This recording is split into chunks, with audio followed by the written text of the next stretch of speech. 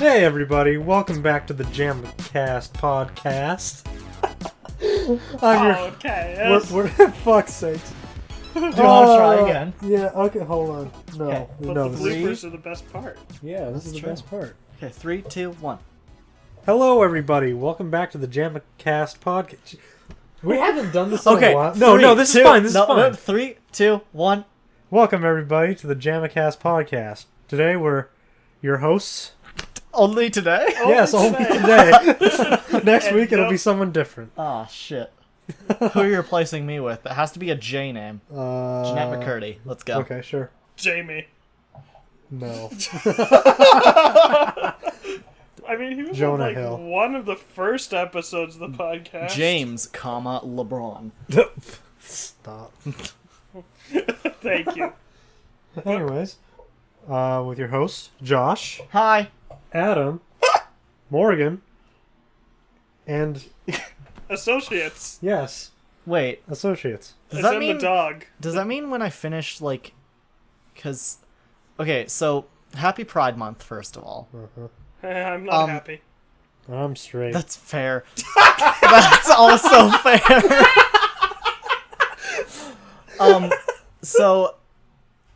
Yeah, it is. King of comedic timing. It is Pride Month right now. I have a question though. So I haven't thank you, Mocha. I haven't come out to my mom yet. Oh shit. And Does that's she listen to the happening podcast? that's happening this month. Oh, That's something that's on my agenda for this month. I'm going to come out to my mom. okay. And once I come out to my mom as homoflexible and good job, Mocha, and as non-binary, Okay. I want to start using my new name and my pronouns. Does that mean we have to rename the podcast? Yep. See, that's what I was getting to. I kind of alluded to it. So we won't JAMAcast? we won't rename That would actually... that, ooh. see, that kind of works, but and then we could have the JAMAcast club and just... Whoa! That would be the which would be a Hey, little bit Depends how better. you spell it. Hey, take that string out of her mouth, please. Okay, never mind. It's gone. Okay. Thank you, Adam. For No, it's still there. It's still there. Grab it. Where is it? Just in your mouth. Just yeah. Gross. You're a weird dog. No. Okay. Not you. that I joke mean, was your bad. persona is cute. Hell yeah, and femboy, like I want to be. Isn't that what a lot of us aspire to be? No. Well, fine There's again. tomboys, there's butch, there's fucking... It's... Okay, so here's the thing, right? So, when I do come out later this month, because I won't be using the name Josh anymore. It's not like a dead name to me, Yeah. because I have no problems with the name itself. Right. It's more so I'm going out of a period of my life where that name was my significance. Yeah. And you're getting kind of into a chapter of your life now where you're kind of becoming a lot more independent. And also, you're about to own this place, which is a huge life achievement. Oh yeah, owning a house at 21. That's... Not many people can say that. Yeah. Yeah. Especially without, like, going to college and shit like Yeah. that first, finding a good job. Yeah. Yeah. Like, it's... Like it is a cheap place. Don't. Oh yeah, it's a Don't get me mobile wrong. home, but, like, It's still. It's a home. still, I own it. And that's oh whoa. Yeah. Like, it was sold to me for a much lower price, than what you would find on the market. Only, like, by half, though. Yeah. It was, like, half the price you would find a mobile home at. Oh yeah, stonks. But, like, my mortgage is paid off. I totally thought that the P word was going to be a completely different P word. Porn? I thought you were going to be like, I'm pegging and... What the fuck? I'm That's where my pegging mind- this house. Oh, fuck yeah. See those gutters outside? Yeah, they don't call them gutters for no reason. Uh, I don't know what that's supposed to mean, but take it as you will. Well, get your mind out of the I gutters. took it as But yeah, so like, yeah, I'm planning on doing that. I'm planning on having a big long sit down and a conversation with my mom. I don't know exactly how it's going to go. But how do you explain to the person who took you in and raised you and gave you that new name in the first place, that now you're out of that point in your life where you want to use that name anymore? Yeah, will she take offense to it?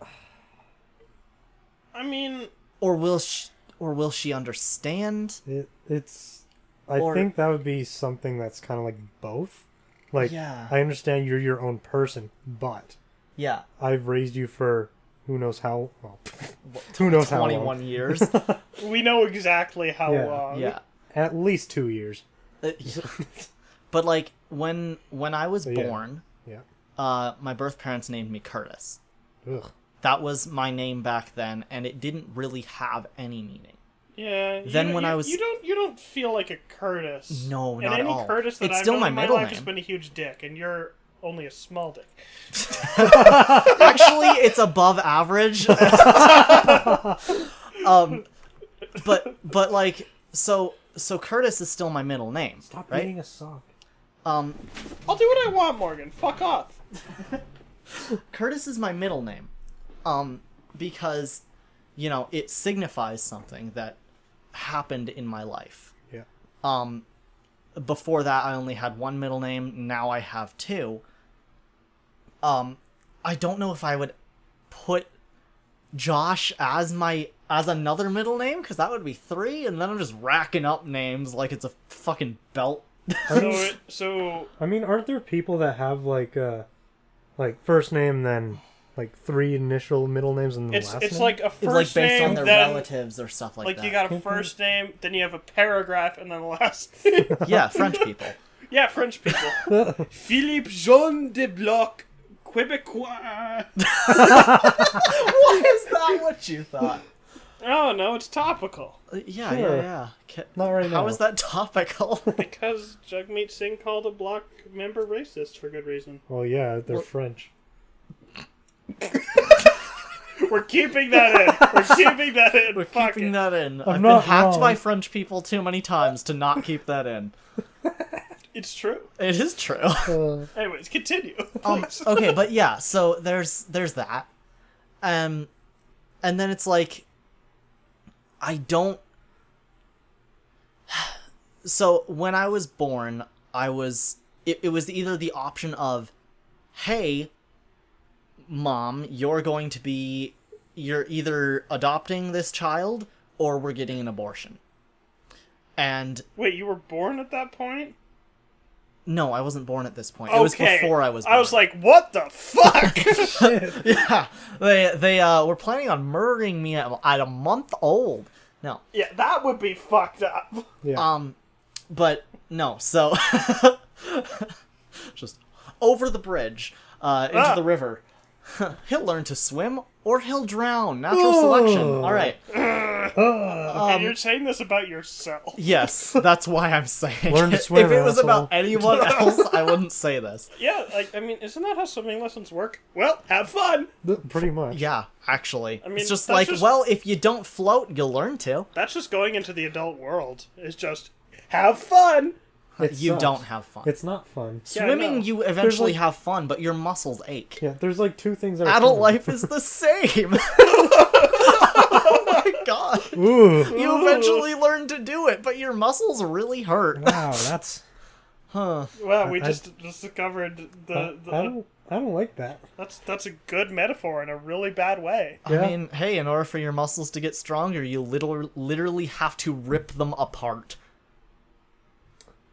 Oh, Have you ever thought about that? I didn't know that's how muscles work. Yeah, because when one... Yeah, when you're getting ripped, Yeah. they mean it literally. Yeah, because when Oh, fuck. when one muscle strand breaks, 2 emerge. Not So emerge, but think about it this Yeah. way: like when you get a cut on your skin, it scars over. That layer of skin is stronger than the one that was before it. I don't know if the cut I got on my finger was from the dog or from me attempting to open a bottle with my keys.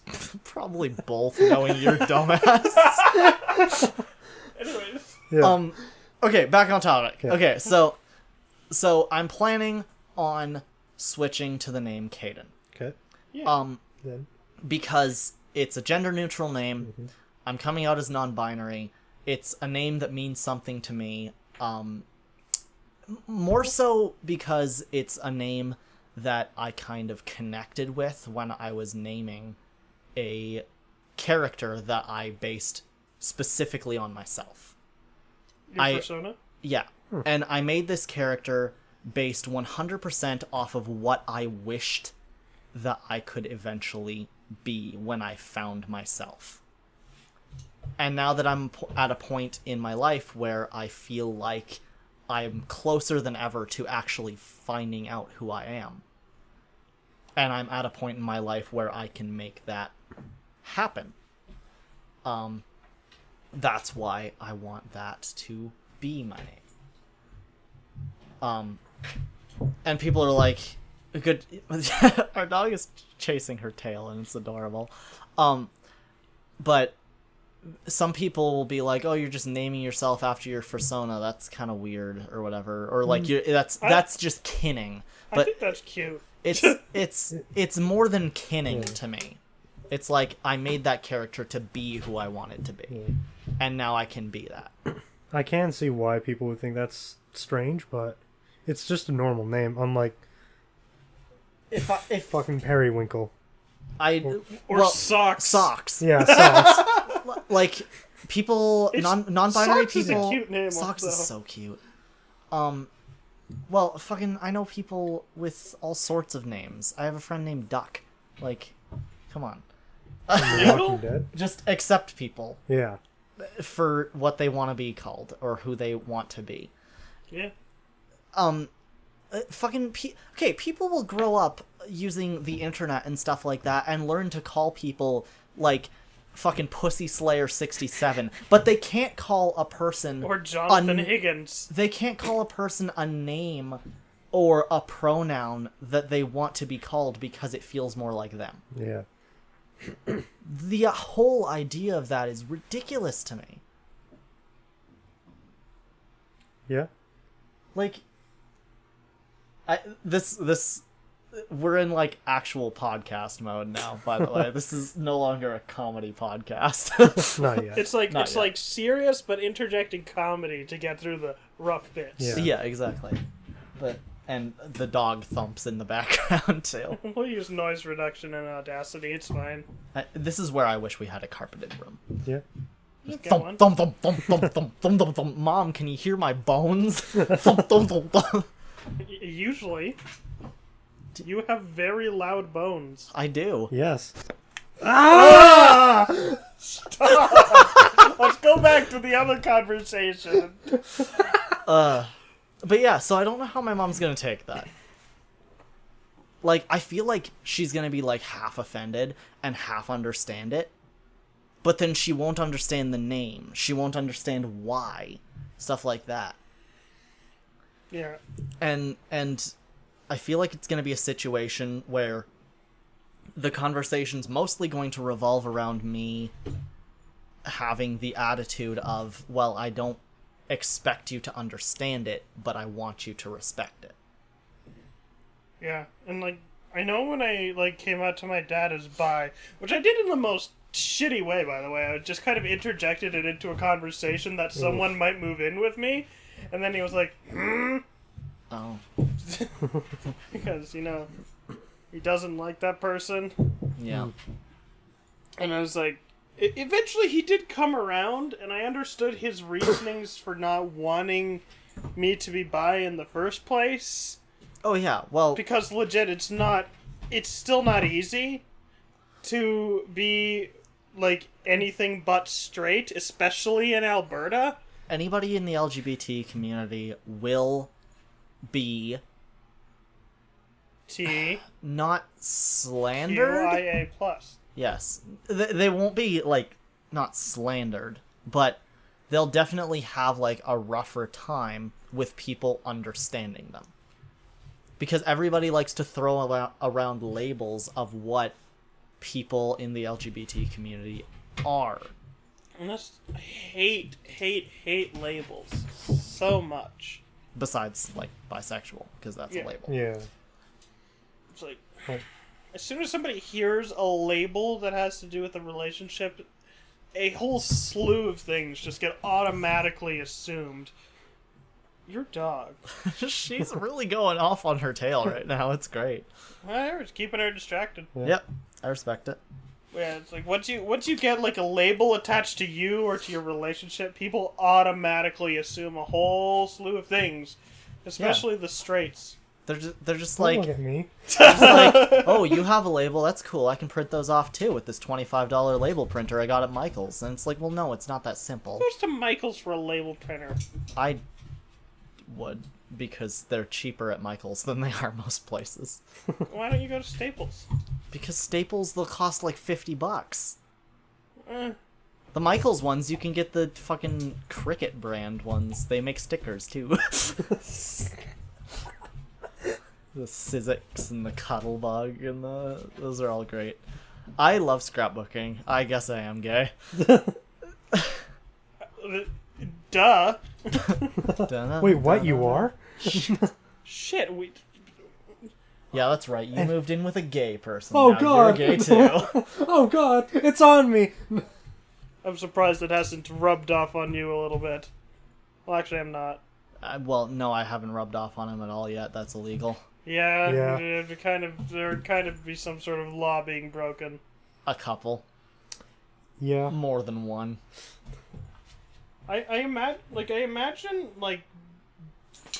this is coming from a place of not complete understanding, but I imagine being non-binary is a bit freeing in a way. In a way, there's always that feeling of like dysphoria.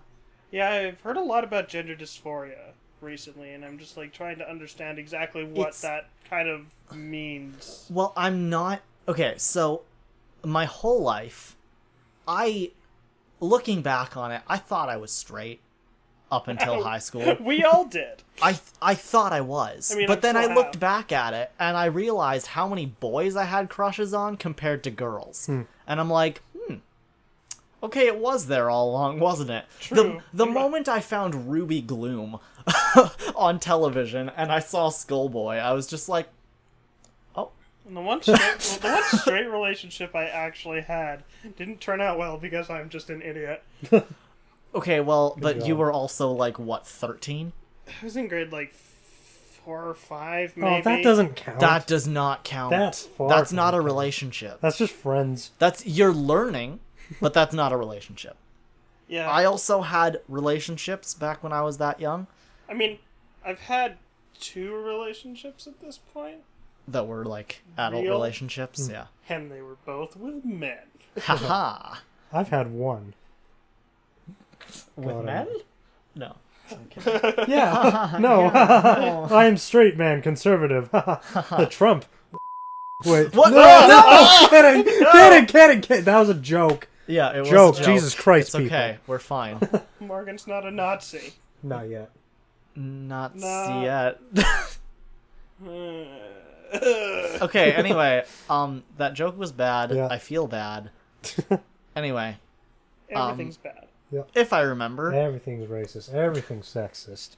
Well, kinda. What'd you say to me, fucker? I said kinda. Kinda? That is a misogynistic term. No. No. Kidding. Anyways, Kind of? How about sort person of? How about person of? People of. Not kind. What about sad of? What if I don't want to be kind? Angry of. What are you... Where is this We going? aren't Don't know. going anywhere. We are staying here in my living room. Get with the program. I thought The we were going program's to called Denny's. JAMAcast. We should go to Denny's tomorrow, you and me. Can we do that? Perhaps. Can we do that? Get some gay waffles? Goffles. Waffles. Gafels. But yeah, so up. So, I am curious though, because my mom she's not conservative, but she's definitely of more. Like, is she still right-leaning, but not, like, conservative I right-leaning? think she's more like slightly right of middle. Yes. Yeah. Yeah. Are we so are we talking a horizontal line, or are we talking, like, the cross, you Oh, know? God. Like that not the Jesus cross. dude No, died the on. cross is way too fucking difficult to read. Yeah. Yeah. Oh, is she in the bottom left quadrant, or, like, upper middle? God, I fucking hate that. I don't know. I don't remember social. It's like just have Yeah. far left and far right and everything in between. Yeah. Like, mean- don't give me a fucking Z-axis. I apparently got top of my class in Social 30-2, but I don't remember shit. I don't either. Dude, and I I- fucking failed that class, so oh, it shows. Okay, I failed both my written and multiple choice like exams for grade 12. Yeah. My grade went up.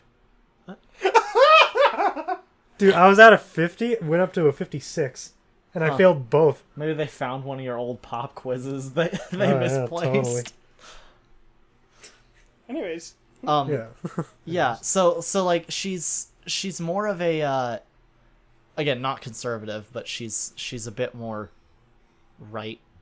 And she is of kind of an older Christian mindset. Though recently with like she has a few gay friends now. And stuff like that that she talks to. So she understands more, she's learning more. And she's actually open to learning more. She just doesn't quite understand it. yeah. So, and she's always told me that, like, when we watched Glee, back when Glee was on TV, she would point at the gay character. She'd be like, she was the type of person to say, "Oh, that's a gay agenda that they're forcing into my program." I And- will allow it. And nowadays she's more like, okay, there's gay characters in this show, whatever. That's progress. It right is there. progress, and And I'm I feel like with time, your mom can learn more. It's like if she was able to go from being like, there's a gay agenda in Glee to that's just a gay character, I believe people can change and, you know, improve their mindset towards things. yeah. Like, I'm pretty sure, like, my dad does not entirely approve of some things that the LGBT community is and does. Community. That's just how that word came out. Well, it came out good for it. Yeah, exactly. Yeah, it's like, he doesn't understand a lot of it, and in some ways I Yeah. think it makes him sort of, like, dislike it, but over time, I think he's just sort of, like, I'm trying to get my dad to be at the point where he's just, I don't get it, but I understand that these people exist and they can do their own thing. Yeah. Mhm. That's kind of where I'm at, actually. It's like, I don't really get it. Pronouns are weird to me, because Yeah. But you're... 'Cause like, I just don't care. The idea I just of- don't give a shit. Just Yeah, the You do idea you. of gender Fuck off. having changed Stop term pushing over it on time, me. I understand that confuses people. It confused me for the longest time, yeah. and then I was in it. So glad that you're willing to sort of, like, you know, learn a bit, though. Like, Yes. you, like, just a little. not like, as much learn, but It's you just But, like, like, figure accept. out and accept instead of like learning. Like, oh shit, I gotta Oh, I gotta study research- up on No, my I'm not- history. fuck that. I'm not doing that. But as long as somebody tells you a term and you allow them to explain that term to Yeah. you, even if you don't get it, as long as you take the time for them to tell Yeah, yeah. what Oh, they yeah. are to you, which is the first step, right? Like you don't have to be an ally to understand. You can just be somebody who is there. You know these people exist, and you respect them in your own way. Yeah. Which is good. Yeah. We like that. We stan. I hate that word. Yeah. There's a few things I stan. I stan representation. Uh-huh. That's it. We stan K-pop stans sometimes. Sometimes, only when they're political. Apparently. I don't get that. Well, I liked it. I liked it when they flooded the White Lives Matter hashtag with K-pop fan cams. They flooded the Chicago PD with fan cams. They flooded the Trump's birthday with fan thing cams. with K-pop fan cams. So it's just like, happy birthday, Mr. Trump. Here's Jungsoon, if that's his name. I don't know. I don't fucking know. Jimin. Here's RM doing a rap verse over a clock ticking, because that's a real song he has and it's a fucking bop. It's like, I don't get K-pop stans.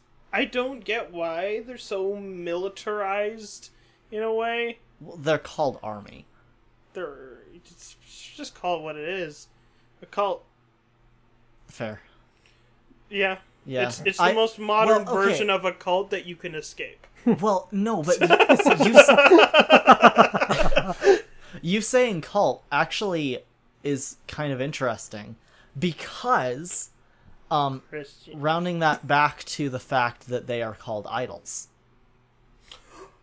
In Eastern pop, Europe. no, in Eastern pop communities, J-pop, K-pop, they have idols. That's what they are. They are boy bands, they are whatever you want to call them, but at the core of it, what their occupation over there is called is an idol. And their armies worship them, essentially. And that whole idea of worshiping your idol came over here, and that's how it is now.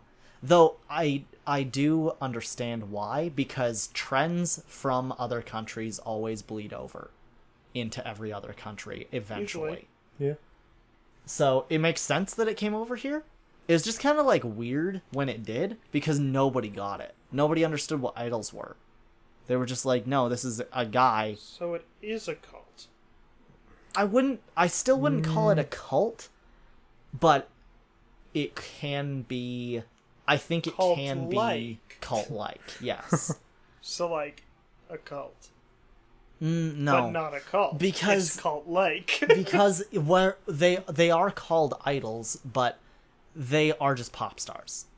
They don't believe that they have power over their army or stuff like that. Well, they haven't exercised this theoretical power, so we will soon see. Yeah. The moment that BTS comes out and they start militarizing, that's when we all hide. Yeah. And we delete this podcast. right? There will be no record of JAMAcast ever. So that being said, please, if you have the chance, listen to Blackpink and Luna, because they are my two favorite K-pop bands, and they are fantastic. All of their music is great. There's like 2 total Blackpink songs that I do not vibe with, and they are releasing a new song in 3 days as of this recording, and I'm super hyped. Yeah, they've been on the trending page every day Yeah, I know. for the past fucking week. They are good, though. And their song with Lady Gaga, oh my god, so fucking fun. So sour candy, so sweet, then I get a little angry, yeah. I haven't heard it, and I'm pretty sure there's like some sort of copyright issue with us singing it. Nah. Probably. I mean, we're not making any money off of this, but That's whatever. Actually, with our sponsor... No, we don't have a sponsor. Be nice. shop.cybersoupent.com. There we go. You can go to our Redbubble page and give us 10 cents for every t-shirt you order. That's a lie. Last time someone bought a t-shirt, I got $4.50. Oh, $4. Which is currently in the CyberSoup bank account. So there you go. Wow. Wow. We each get There's $1. Like, and $10 in there right now. $1.25. Hey, our Spotify has $1.30. been making some money, so yeah, a few cents. we made a couple dollars. Damn. I think last time I checked, I was I able could to afford to withdraw go to like Hot Dog $5. Day. Wow. You could go to... Only on Thursdays. You could go to at lunch Costco period. and get a hot dog and a drink for $1.50. Oh shit. That's Yeah, a I good- go to that's a good IKEA. deal. Like, Actually, that is better. Well, actually, no. Well, No, okay, Costco you get has the better quality hot dogs. Yeah. better quality hot dog, but the experience. The Costco. experience Okay, so of going 99 to IKEA is 99 cents priceful. for a boiled hot dog, 99 cents for a soft serve cone, Yeah. 50 cents for a large drink, or you can go upstairs and it's $3 for a plate of Swedish meatballs. That's true. Yeah, sadly, their IKEA restaurant and cafe is closed, At the moment, yeah. which is sad. I need some balls in my mouth. Well, do I have an app for you? It's called Grindr. Half of me considered just downloading Grinder just to see how many are just like hello. The moment your profile goes live on there and you leave your chat open, Oh, literally the first day that I was on Grindr, I got over 130 roughly just different things in one day. Any dick pics? Lots. Some of Any them were good ones? very nice. And I was like, I'm just visiting the city today, actually, so I'm sorry. I'm sorry, you do have a nice cock. I downloaded it when I Just was... send them the one video that's like, nice cock! Hey, bro. Nice cock. Hey, bro. I downloaded Hey, bro. it when I was in... Hey, nice cock. nice cock. I downloaded it when I was staying in Calgary for a night. And then the next day I went to Lethbridge. Oh, And why then would the you next go day... there? A wedding. And then the Oh, next right. day I went back to Calgary, so it was Sausage fest. 3 days of just cock, schlong, that one is weirdly short, this guy is unattractive, that guy's super attractive. Okay, so is Grinder just like a... It's just, Like I a- think it's just a dating app It's a for dating people app who want for to people fuck abusing. first. Huh. No, it's like a normal dating app. But people Like, I have usually want gone- to fuck first. Some people do, Usually. not usually. Weird. Always. Most people are pretty chill on there, actually. It's just, it depends on what you put on your profile, how you act on the site. If you act like a slut, you're gonna get a lot of shit. That's fair. But if you are like a normal person and you have a normal bio and stuff like that, I've talked to some really, really cool people on there. I've met some really cool people. I went to Medicine Hat for a weekend and stayed with one of the people that I met on Grindr and had a very, very nice weekend, and it was great. We chilled out, we watched some fucking Studio Ghibli movies, went out to good food. Fancy. It Wow. was a very good weekend. And I met this person on Grindr. We still talk. We're still close. It's Nice, great. nice. I've considered downloading it, but like my first boyfriend was like, do not download Yeah, that but- because like, ooh, you'll just get cock shots. Well, yeah, but you can also That's the alternative to dick pics, is cock shot. Yeah. you can also like block pictures at first though. Stuff like that. You can make sure that your messages aren't open unless you both tap each other, which is like liking your profiles. It's just like at that point it just turns into Tinder. That's what it is. It's Tinder for gay people exclusively. The gays. That's why it's called Grindr. It's so close to Tinder. Yeah. But yeah. Interesting. Yeah. I've considered it, but then also I'm just like, but do women like me? Well, that's why you can have both. There's no amount of dating apps that is too much. Like you could also make a Plenty of Fish profile. You could also go on fucking Christian Mingle. You could go on as and say I'm a Satan worshiper and then get banned on the site. pretty much. Yeah. But you could go on any number of dating sites you want. There's no limit to it. It's just make sure that you don't spend money on the girl that asks you for money so that she can come visit you, because my coworker Oh, did that. He was out $5,000 because he thought this girl would meet him. oh, fucking idiot. You just don't do that. Well, I mean, he's already a dumbass. So, like, it was bound to happen. Is this the D guy? Yes. The D guy. The D guy? Who Also, else, I told who people else to- would be desperate enough? E guy? He does not work there. And also is not that desperate. L guy. Linguini? Yes. Like from Ratatouille? Sure. Also, He's not that desperate. He gets that dank French puss. also didn't the fuck, one that's guy piss on cars? Yes. Yeah, I told my mom about him last Why? night because we were having a fire at my brother's friend's place, and I just told him about that. My mom was cackling for a solid 15 minutes. She was just like, "He pisses on cars." Not inside, on the outside, but, you know. I was just like, "Oh." It was the highlight of my night was telling my mom about him. Well, okay, so like, you're on the road for a long time. You really have to piss.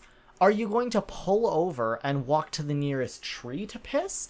Or are you going to pull over and just piss on the side of your fucking car? I'm gonna piss away from my car. Right? Yeah. Like, And then literally the next day you show up to work, your car is dusty as fuck, except for the splash pattern that's by your fucking wheel well. Yeah. Like, Just pee on the tire. no, not even. it's like Just you got, don't pee on your car. You got the E guy, you got the D guy, you got the G Calling guy. him E-Guy implies that he gets action on the internet. E-guy. And then Also, Loki, can I talk about... I'm really interested in stuff like OnlyFans Okay. or whatever. Because of the model of monetization that offers to people. Cool. I've never looked at the site. I've just always considered it to be, I'm gonna get an OnlyFans, like a meme. And then That's I fair. just never looked at it because I'm a cheap ass and I watch free porn. That's fair. I think of it more so from the perspective of... I personally am not subscribed to anybody on OnlyFans, but... I was gonna set up my own, but you need an ID to do that, and the fucking Canadian government... Anyway. Oh, Anyway. Also, you're gonna need to get your birth certificate Oh, yeah. in order to legally change your name, I think. Oh, yeah. I'm gonna have to have a lot of things. I'm gonna need my birth certificate in order to get an ID and a passport, so, like... I want to take you to Disney! I want to go literally anywhere but here. Listen, if you can get time off work, we're Uh, getting in my car. Me, time off work. yeah, right. Well, just tell the G guy that... E-guy.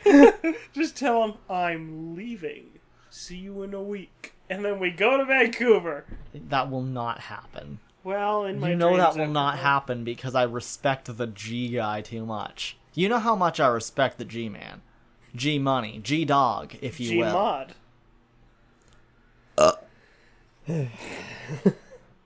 But yeah, The room falls silent.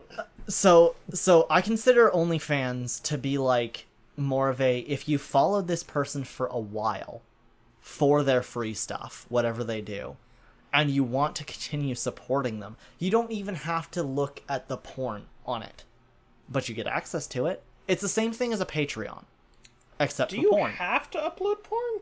No. No, you can upload anything onto OnlyFans, but it's specifically Exclusive Let's Plays! Hey!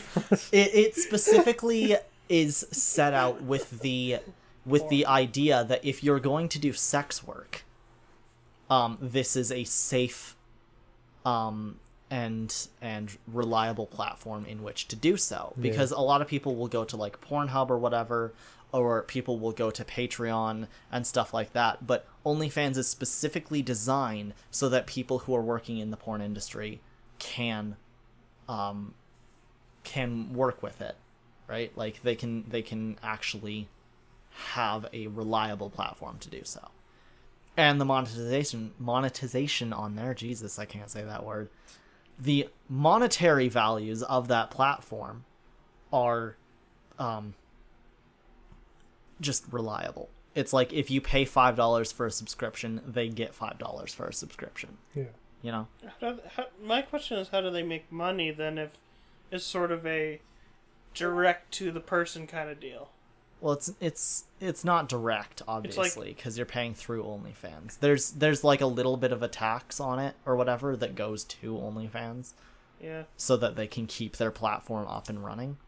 on a somewhat related note, but completely unrelated note, I found out recently how Change.org makes their money. Yes, through donations.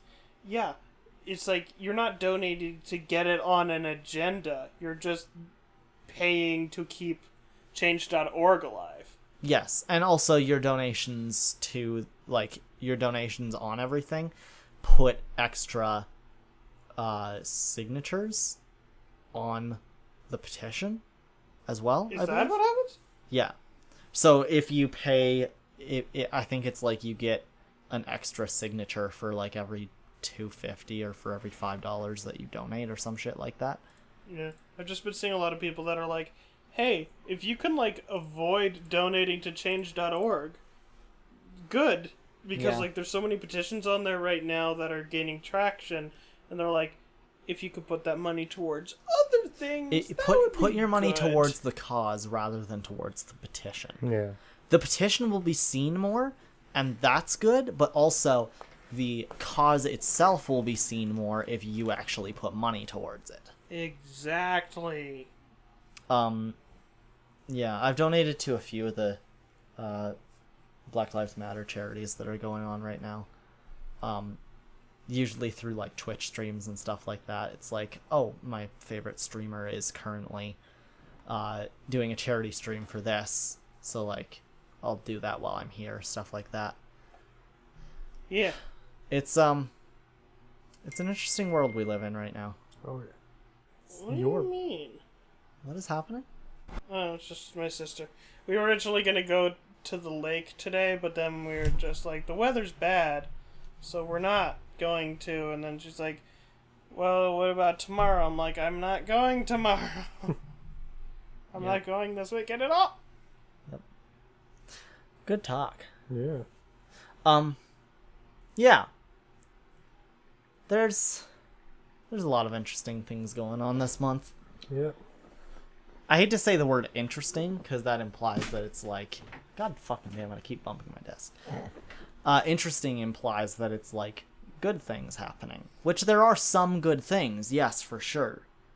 But like, this month's just been fucking weird. This month has been bad. This whole year has been bad. This whole year has been bad. This is the worst year of my life. That's probably a lie. You This- graduated college this year. I I know it- graduated college into a dead industry. Not dead industry, a currently temporarily disabled industry. Jeez, it's not. Oh, I'm not wrong. you're not wrong. You The just industry could've will worded be it back. differently. No, the industry will be back. It's just a matter of We're- time. Just will my morale. Yes. No, Yes. no, Knowing you, no. no. But hear me out. Glad we're on the same page. Once you get into it in an atmosphere where you're not forced to do a bunch of shit you're not actually there for, I'm sure you'll have a much better go. Yeah, Because you're there to do lighting design. You're there to do, you know, the feel and mood of the show based on the colors that you see. That's what you're there for. You're not there to build a set. You're not there to put together a bunch of fucking outfits. You're not there to make a Yeah. paper mache fucking lantern Oh, that God. nobody's going to fucking care about. I tried to make clothes. That went horribly, and I cried a lot in front of my teacher. It was great. Yeah. And your teacher was like, suck it up, pussy.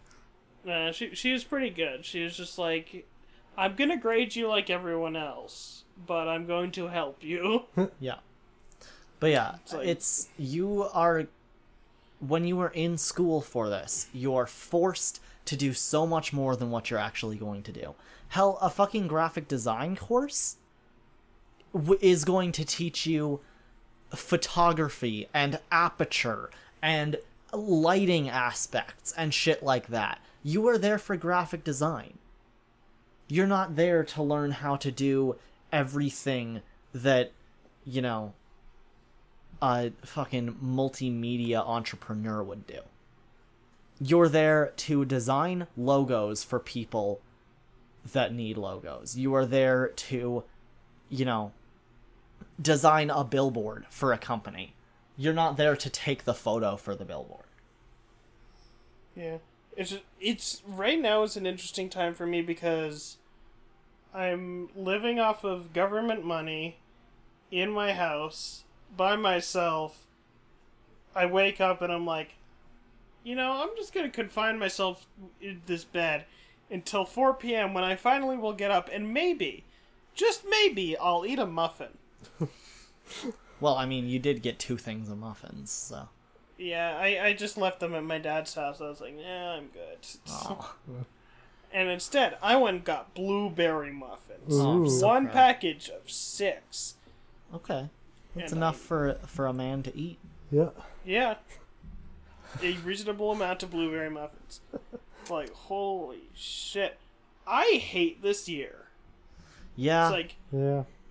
Well, that's why... School had already murdered my mental health. I legit think I am both, like, it's like, how there's, like, that thing where there's gravity and there's the force of going up. And it's like, if the force of going up is higher than gravity, then fucking you go up. And the other one, you sink. It's like... The up is motivation and gravity is down. Well, and if it's your like motivation isn't my strong, mental then- health is, like, pulling me down. And it's like, my knowledge is not pulling me up. Yeah. Because, like, school taught me a lot of good things. And it was worthwhile for the information that will help me in my career. Mm-hmm. But worthwhile for my mental health, it was not. Yeah. Because I think a lot of people knew me before when I started, a lot of people in my class knew me as, the go-lucky, happy guy whose dad has money. Yeah. And then, over the course of the school term, my mental health just went... and just kind of farted. Huh. Yeah, I feel that. Because it's like, I was stressed out of my mind, I had too much to do, no time to do it. The school's mental health supports didn't fucking help at all, because we had no time to go use them! Yeah. Because of the way our program was structured. We were at school 12 hours a day. I ate fucking Panago pizza nearly every day for a week. Which sounds like the college dream, but it's not. I don't know if that sounds like a dream. Well, some people like to eat pizza a lot, and they would say, "Oh, I eat it every day," and I used to think I'd be that person. No. Yeah, no. School has made me, like, I didn't think that I would ever describe myself as depressed. Yeah. But school put me there, and it is, in my opinion, like, I thought my parents' divorce was going to get me depressed, Yeah. but I pushed past that, and that's just, that's fine. My mom is even getting remarried, and I'm cool with that. I'm excited. Yeah. And it's like, I like the guy that she's getting married to. He's cool. Yeah. Like, I'll have a stepdad. Wee! Like, Nice. We. wee! Yeah, he's a cool guy. He Like, can give you bounces on his lap and you can play catch with him. That's what dads do, right? Sure. Yeah. I wouldn't know. Yeah, you wouldn't know. Yeah. Fucking- Shit. Kidding. Ha Oh, you don't have a dad. Twice over. Happy Father's Day. You didn't have to bring it up. Oh. Yeah, it's like, I thought that, like, that was gonna, like, I thought the whole, like, parent splitting thing was gonna fuck it up, but no. It was what was supposed to be the happiest 2 years of my life. And it was not. Yeah. Well, I would never say that college is supposed to be the happiest 2 years of your life. College is work. I forgot my childhood Yeah. because of college. Yeah. It's like, I'm not shitting you. Like, a legit symptom of depression is forgetting memories. Yeah. Specifically, usually forgetting good ones. Like, I was, like, trying to remember memories of high school, the good, fun memories, and they're gone. My brain is just like, you don't need to remember that. Think about the sense of impending doom. I've the world is gonna catch on fire, we're all gonna die, so just jump off the fourth story.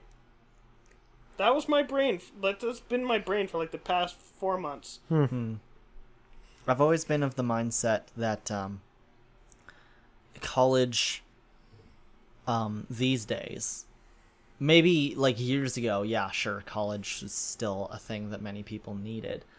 But I personally believe that these days, college is not a necessity. It's a privilege, and it is work. But college is not a necessity. You can use it, and if you use it, you can use it effectively. And you will be able to make money off of it, and you will be able to have a very successful career. But it's not necessary. And the whole reason why I think it's not necessary is because today's generation, the moment you get out of school, you have the ability to go and get a job for what here is $15 an hour. And you can use that so that you can support yourself, so that you can get to a point where you can pay for your own place, so that you can then use your free time to learn something that you'll just call a hobby for a while. And eventually, if you want to dive deeper into it, you can. Because nowadays, work experience can be entirely portfolio based, and your entire portfolio for any job can be created through Twitter, through Facebook, through Instagram. For pretty much any job.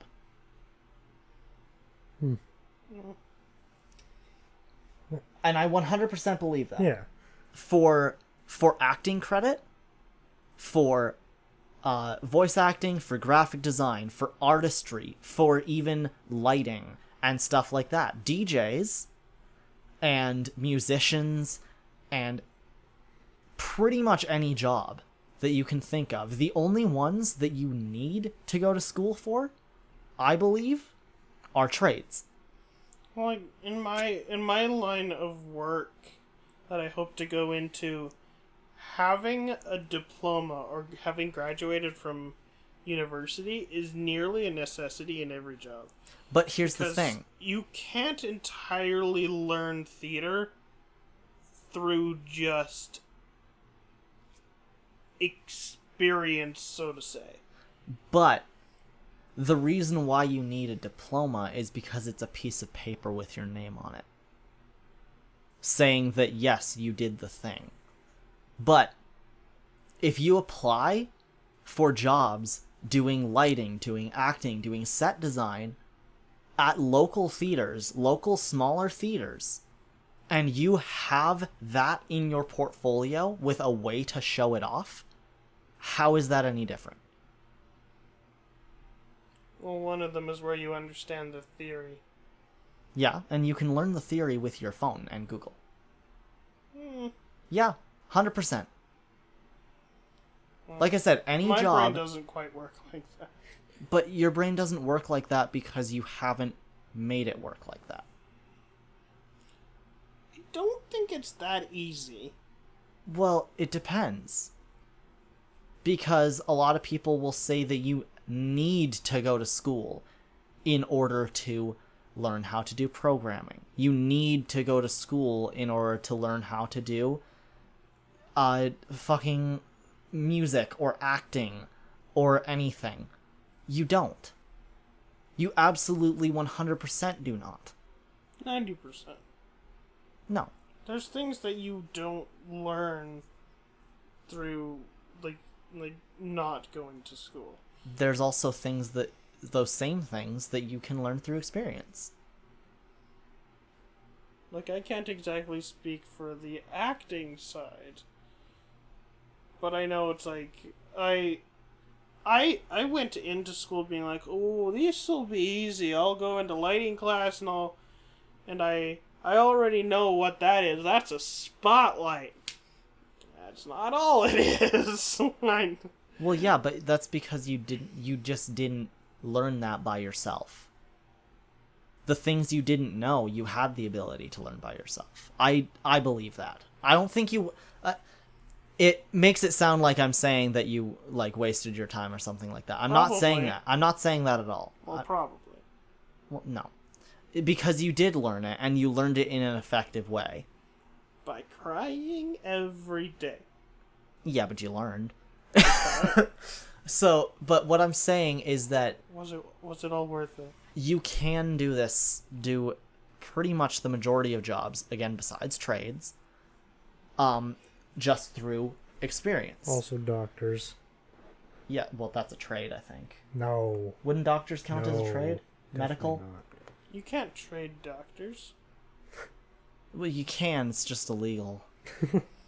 There's a lot of things that are illegal. That stops nobody.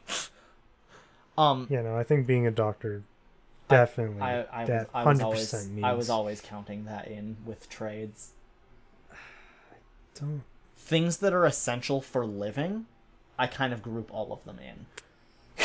Yeah, I would describe theater as a trade, though. No. That's kind of... I don't think that's a necessity at all. That's an art. It's an art. It's an art trade. Yeah. Yeah, but it's still... I wouldn't call it a trade. It's I would. Yeah, I don't know. Every theater in the world could disappear, and it would not be a necessity for people to survive. A trade is a thing that's a necessity. Nowadays, we need oil field. Nowadays, we might not need that soon. But nowadays... Don't say that when you live in Alberta. Shh, it's okay. But nowadays, we need electricians. We need people in the plumbing industry and stuff like that. Like, trades, to me, almost sound like something that is kind of like you need to do this right or somebody could die. Exactly. Theater is not that. It's a little bit. It's a little bit that. It is. Depends. If you don't do something correctly, somebody can, in fact, die. Yes, and they that often same do. thing applies to literally every job in the world. It's like if you don't tie off to the grid properly and fall 3 stories, there's a good possibility you might break your legs. And or die. But you can also learn to use a Die. fucking harness for rock climbing the exact same fucking way. My point is that is not a necessity in order for people to survive. In some ways. Well, in most ways. But... Yes, but okay, in that situation, who's going to die? The person that didn't tie their knot correctly, or somebody else? Well, somebody else, usually. No. Well, if somebody doesn't tie a knot correctly... Well, here's the okay, thing. but those people... It depends. Okay, Is that my not situation holding up... is those people are in the same that... fucking industry together. Is the knot holding the person, or is it holding something that could kill a person? Okay, Like, but think is about that this. other Are you person holding part up- of the theater? Well, they might work there. So you're literally arguing my point for me. Well, you need to know how to do shit right so nobody dies. Okay, so learn it. But you don't need to go through 3 years of school for it. I went through 2. You don't need to go through 2 years of school for it. I went through 2. Yeah, what I'm saying is you don't need to. Morgan's just like... In order to be a medical professional, you need to go to school for that. In order to be an oil worker, you need to go to school for that. You can't just rent your own fucking oil rig and go off. I would almost consider, like, me going to university sort of a crash course. And, like... Yeah, it gives you a theater to play with so that you can learn it. And it gives you a production to play with so that you can learn it. And I don't think I would have learned that. Like, I don't know. Like, I could easily just, download the software for the lighting boards that are used and learn it on my computer. Mm-hmm. But, like... You learned it in practice, and that's fine. If that's the thing, is, like, university for me was learning in practice. And most theaters that I've found, and most theaters that I've, like, scene in around Edmonton needs you to have a factual understanding of at least most things. It's like if you at least know the basis of most things and can understand like what that is and what that is, Yeah. they're more likely to hire you, and then you can learn more there. But are you telling me that those things are all impossible to learn on your own? It's not not all It's jobs not are as willing easy. to teach you on the job. Well, you don't need to learn on the job. You can learn on your own. That's my point. You can teach You're yourself. just confusing me now. I feel like we're just we're like the dog chasing the tail and not going anywhere. I've been on the exact same point this whole time. My point is you can teach yourself this shit. You don't need to go to school for 2 years in order to learn what everything in your lighting program does. You don't need to go to school for 2 years to know that you can rent a light and learn how to use it and everything that it does. You don't need to go to school to learn color theory or how to specifically set things up on your bar so that they light where you want them to at the angles you want them to. You can do that stuff in practice, and you can teach yourself how to do that without needing to go to school for it. Well, I think It'll take longer, it'll take more work, but the school part is not the necessity of being able to get that job. The piece of paper is. Apparently. yeah, it is. But you shouldn't have to do that, is what I'm saying. You shouldn't have to, but that's how it is. But it shouldn't have to be. Because, That is how it is. and specifically, because now, where we live and how we live now is specifically why it should no longer be that way. I don't know. For somebody going into theater, I would rather hire someone who has that piece of paper, mostly because then they have that basic understanding. They've done the practical stuff with industry experts. I don't think me learning color theory online would have gone nearly as well without my teacher who walked me through it and actually took the time to make sure I understood it. Yeah. And then we practiced it in theory. We did an entire worksheet where we had gel colors, and we had to match up the wavelengths of gel colors to understand how to make white. That's interesting. And, yeah, and physically having a theater to work in gives you a better perspective. I feel like if I tried to go into the theater industry from here, like a small town, knowing only, I can move this thing and it does that thing, that wouldn't be nearly enough. You could have taught yourself more, though. It wouldn't have been enough. But it can be enough after practice. It would take way too long. You took 2 years. And I know more than it... I learned more in 2 years than if I tried to figure out all that I needed to know by myself. I didn't know what paperwork a lighting lead needed to do. I didn't know what a sound lead needed to do. I didn't know any of that shit, and I couldn't get access to physical, in real life stuff to do it. Universities provide that sort of in-person contact that help you learn stuff through physical interaction. Morgan, what are you doing? He's playing Pokemon Go. You asshole. He's I'm- not talking at I'm all. ranting. Y'all my... are doing your shit. You What can am I supposed? interject. What am I supposed to say? Literally anything. As long as it's on topic. Do you know how podcasts I'm work? literally in the middle ground of what you two are saying. I'm Actually, just you're like, just I kind agree of with you. I slightly agree with off you. to the side in my perspective. Well, no, I agree with you. It's just... It's if you want the thing is, it's I want to be in the industry sooner. I wanted to understand it sooner, It's the main reason I went for a diploma and not a fucking degree. If I had to go to school for another 2 years, I would not exist anymore. Yep. I would have thrown myself off the fucking highest fucking floor in the goddamn building. Yeah. No, I feel like... I think university is a fast track. But like I said, right? The idea of keeping that as your passion while you work a job to support yourself, because everybody at a minimum wage job can make more than enough money to live their lives to the fullest right now. I fully believe that, as long as you keep on top of everything and you know how to save money. $15 an hour is enough to pay for most things these days.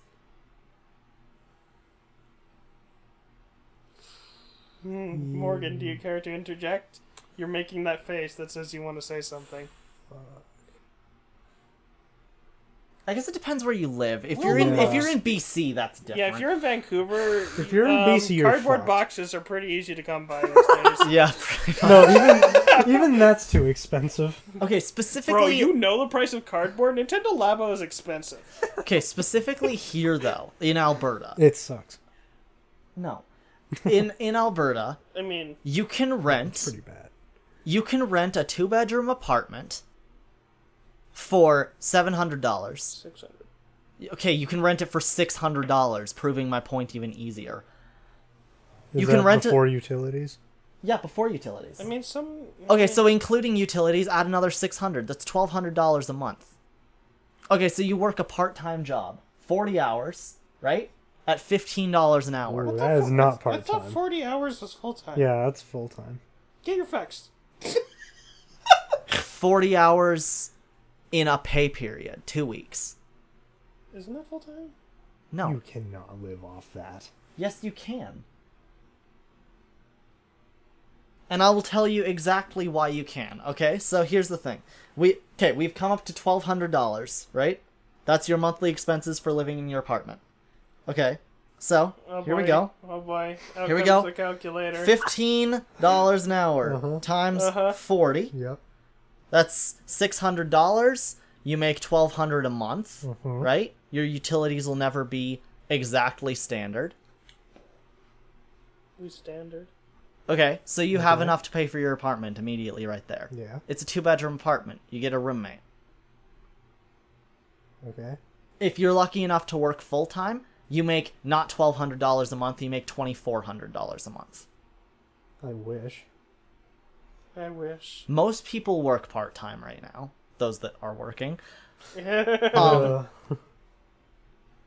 And generally, you know, if you're living with someone, if you have a roommate, you are generally able to make that come by, because then you're, rather than the $1,200 a month it is for the full apartment, you're paying $600 each. yeah.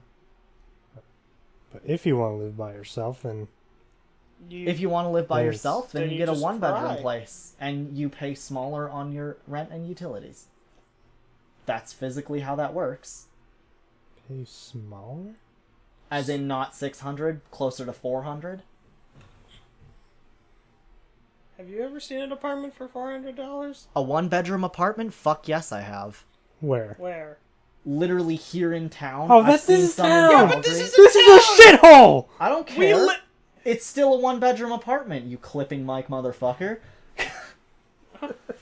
Okay, I'm and sorry he didn't 400, set his game 450 for a 1-bedroom apartment in Calgary. Yes, that is possible. It's gonna be not great. Yeah, it's not going to be great because it's 1 bedroom. Yeah. Any Me too. place, and I mean any place, can You be mean made any to be place? homey.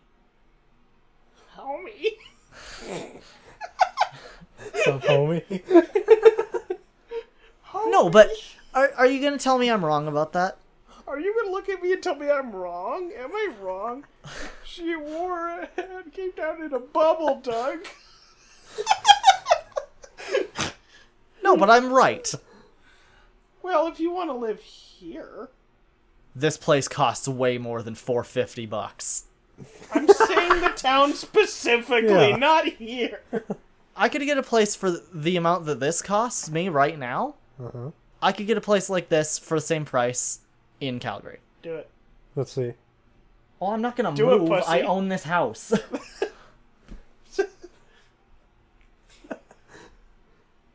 What? Uh,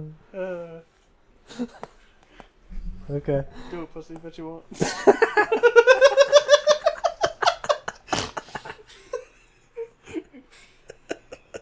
Okay, but think with me for a sec here rather than just laughing like assholes. Think.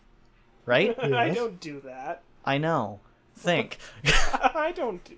Okay, so trailer parks and shit like that in Calgary. Okay, what's your rent gonna be for a place like that? Good question. I don't know, I haven't lived in Calgary. I haven't Okay, either. so let's say that you're in a decent trailer park. You can get a 2-bedroom mobile home, Okay. rent it out for $800 a month. $850 maybe? Does that sound reasonable? Yeah. Better than 12. Yeah. If a 2-bedroom apartment in a good part of the city is gonna cost you $1,000 a month in Calgary, I'm pretty sure this being $850 makes pretty much good sense. That was a good sentence that I just said. Anyway, You make very goods. so okay, and then your utilities on top of that are gonna in the winter be closer to like $650.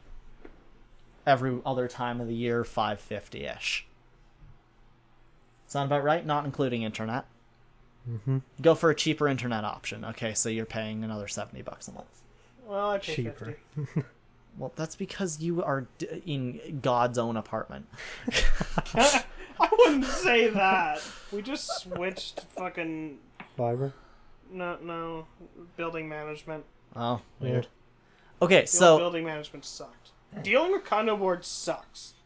okay. So there we are. Okay, so 850 plus 700. Did I say 700? 550. What did I say? Think about it. Is that what I said? Yes I don't or no? remember. I have I think very you bad said, like- memory. I think I said Wait. 550. No. You said 650. 650. Something like that. Who knows Okay. anymore? Well, anyway, I think I said 650 Yeah, on, you on did, like a yeah. winter month, and then 550 for not winter. Because heating is expensive as fuck in the winter. Anyway, okay, so that's roughly about $1,450. Yes, you can pay that with a full-time job. Oh, yeah. Yes, that's roughly what I'm paying here right now. Oh, it's the cat. Where? Oh, litter box. Like, that doesn't sound like anything that I recognize. Okay. Oh, the mice are back. Yeah, but no, Oh, that's what I'm paying here right now. For sure. Yeah. The mice are back, and they're gonna make you cook spaghetti. Scratch.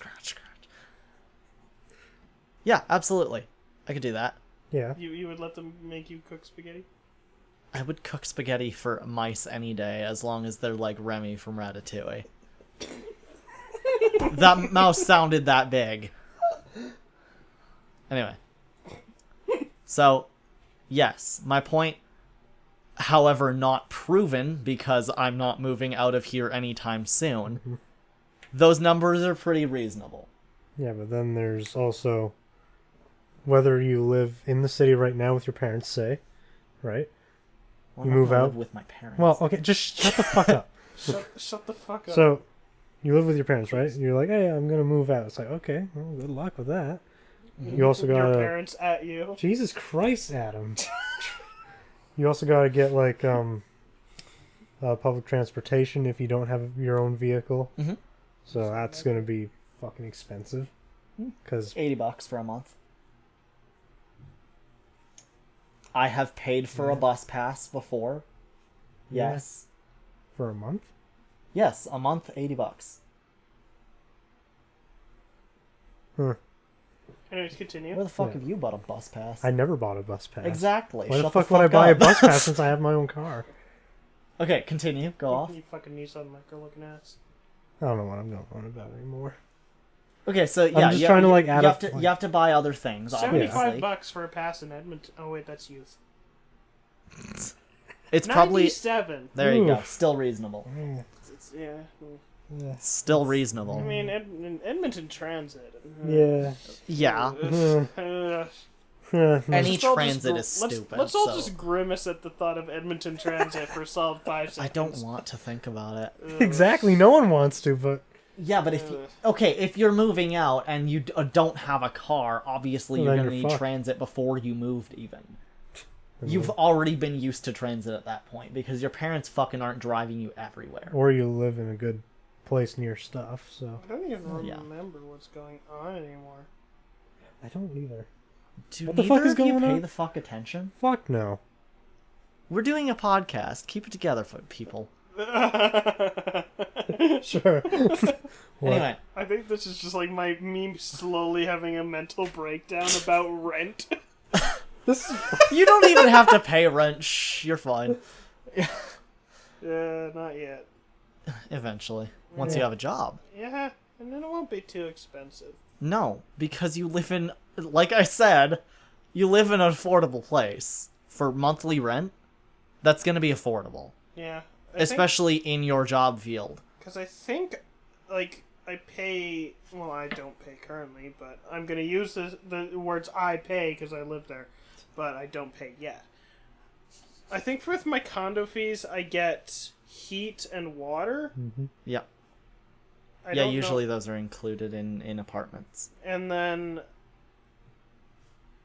basically internet and power are the other two. And gas? No, you No have electric gas. heating, right? Yeah, mine is radiators. Oh yeah, that would be on your water bill then. yeah. So yeah. And I mean, that also pays for the electricity in the building hallways. I don't know. Yep. It's a big communal pay when you're paying for utilities in an apartment. Yeah. Everybody kind of, all their money gets pooled together. I think it's a couple grand a year. Yeah. And I mean, there's like 50 or 60 people. Actually, I don't know how many people live in that apartment. Let's just say 50. Yeah. But yeah, it's so back on topic. Yes, obviously straight out of high school and stuff like that, unless you have a job already and have saved money, you're not going to move out right away. Like it's not going to be easy to move out right away. If you can secure yourself a job like while you're in school and then you manage to pick up hours after school, then yeah, it's going to be a little bit easier if you've been saving your money and stuff like that. Yeah. Going up to full-time, also a possibility if you've been there before. If you're just coming out of Sky. he just out of got the dropped by the fucking... I would like one job, please.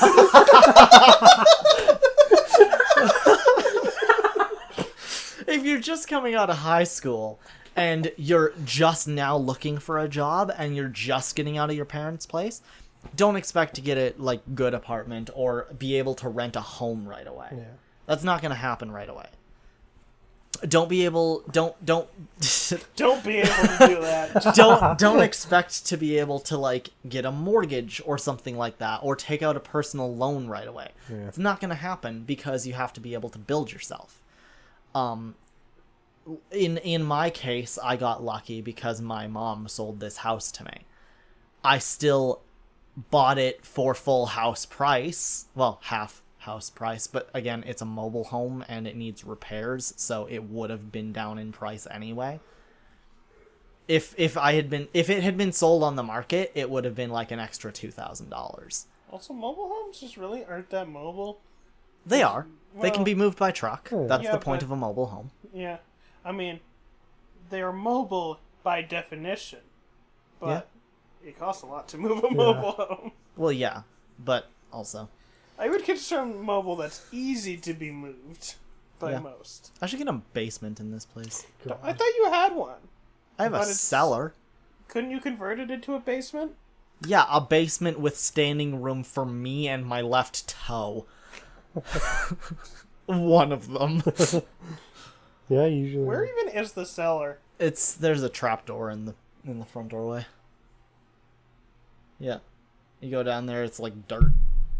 It's literally just a fruit cellar. Like it's not even yeah. Have you ever stored stuff down there? there's a light switch there that doesn't work. And there's that's it's what actually ALS stands for. it's home to a couple families of really nice spiders. They pay rent. Oh, that's where the couple other pennies come from. Yeah, the ones that you find in the couch cushions. Anyway. What is this? So It's like we started with serious topic, went to university, went to rent, went to spiders. we're not sticking on the spiders topic. It was just an offhanded joke. Anyway. No, we're sticking with spiders. Yeah. I guess I'm also thinking like, yeah, I want to buy my own place. Well, yeah, you want to buy your own place, though. That's different from starting out renting an apartment. Yeah. Because most people, when they start out, they are going to just rent an apartment. I went straight into owning a home. That's not going to happen for most people. Yeah. And the only reason it happened for me is because everything got put into my name. So I was able to do that because I didn't have to take out the mortgage. I didn't have to do this stuff. It was done before I got here. Right. I'm just finishing the payments. So technically, I'm paying rent. It's a rent-to-own situation. Oh, yeah. And I'm still going to be doing rent-to-own even after my mortgage is paid off next month because I still owe my mom a little bit of money on the place. Yeah. And past that, I'm going to be probably taking out a loan and doing repairs. This place needs a new roof, stuff like that. Like, it'll be my home to own, though. It's mine. I paid for it. But that being said, the situation of this place costing as much per month as a place in the city this size does to rent, I 100% am certain about that. If you were to rent a place like this, it would cost you like $1,400, $1,500 a month, Yeah. including utilities in the city. Just out of curiosity, what's keeping you here? What's keeping me here is the fact that this is currently where my life is. I'm stationed here. I'm getting married soon. Like, I have a cat, I have a dog, I have this place that I want to fix up. Fixing up this place is going to be my passion project for the next few years. And eventually I'll sell it. I have this mindset with fixing things where, like, if eventually I'm going to sell it and now I'm fixing it, I don't give a fuck how much money I'm putting into it right now, because when it's fixed and I sell it, that's money in my pocket. Right? For now, I get to fix it as a passion project, live in it, enjoy it, and when I do sell it, the money that I put into it in the past doesn't even come into account. If this place is worth $20,000 when I sell it, that's $20,000 that I get. Whether I've put in more than that to fix this place, that's not what matters to me. Because for me, that's just something to do. That's something that my mind is working on, that I'm filling time with. And I can be like, hey, look at this new fucking roof. I did that. Look at this entire new plumbing system. I paid for that. I helped with that. All the flooring in this place, I'm going to do that by myself. There's going to be new ceiling tiles, new wall panels. There's going to be so much new shit around here. I'm going to get the entire electrical system in this place figured the fuck out. And Yeah, that's going to cost a ton of money. But the next person who moves in here, I'm going to take an extra $5,000 from them for that. Fuck it. A two-way switch in the hallway that'll actually be two ways.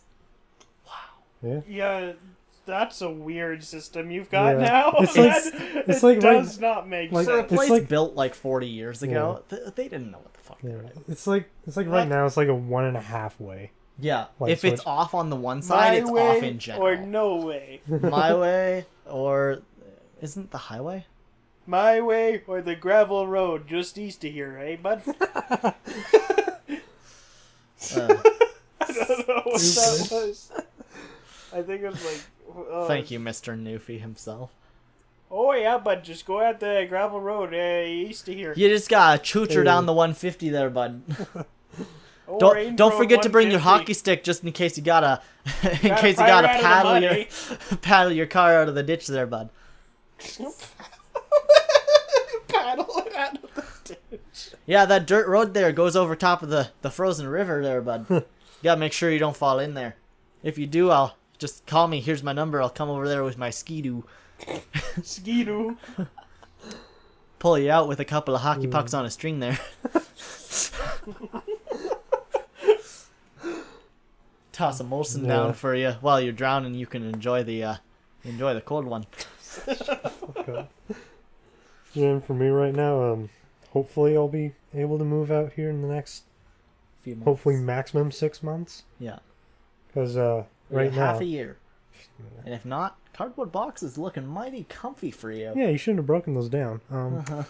There's one right We've got tape. Anyways, because I'm looking to move out is because one, I want to. I'm sick of small town life. I've done it all my life. there. 100%. Yeah. Yeah. Two, my mom and stepdad, the place they're staying at right now, literally falling down. Oh, yeah.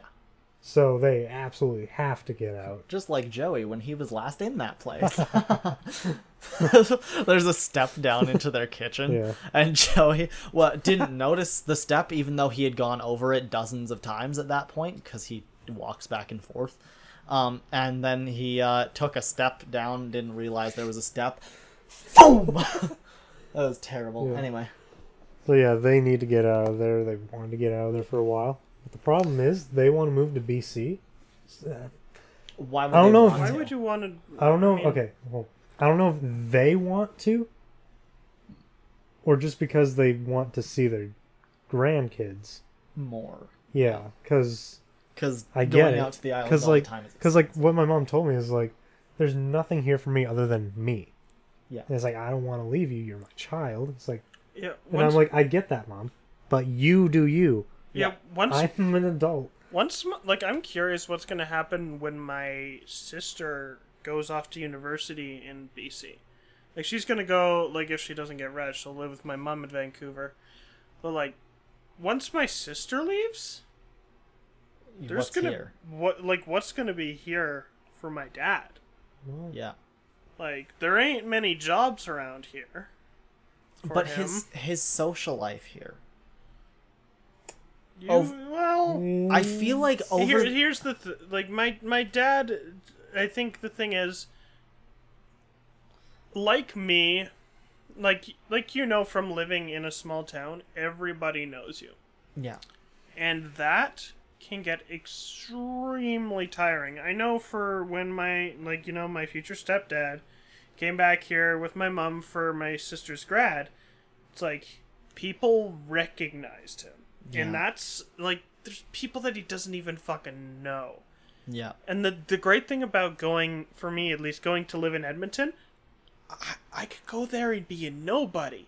And that's a kind of freeing Yeah. in a way. I agree. And it's like for my dad it's like also it'll just be him and his girlfriend I still don't like.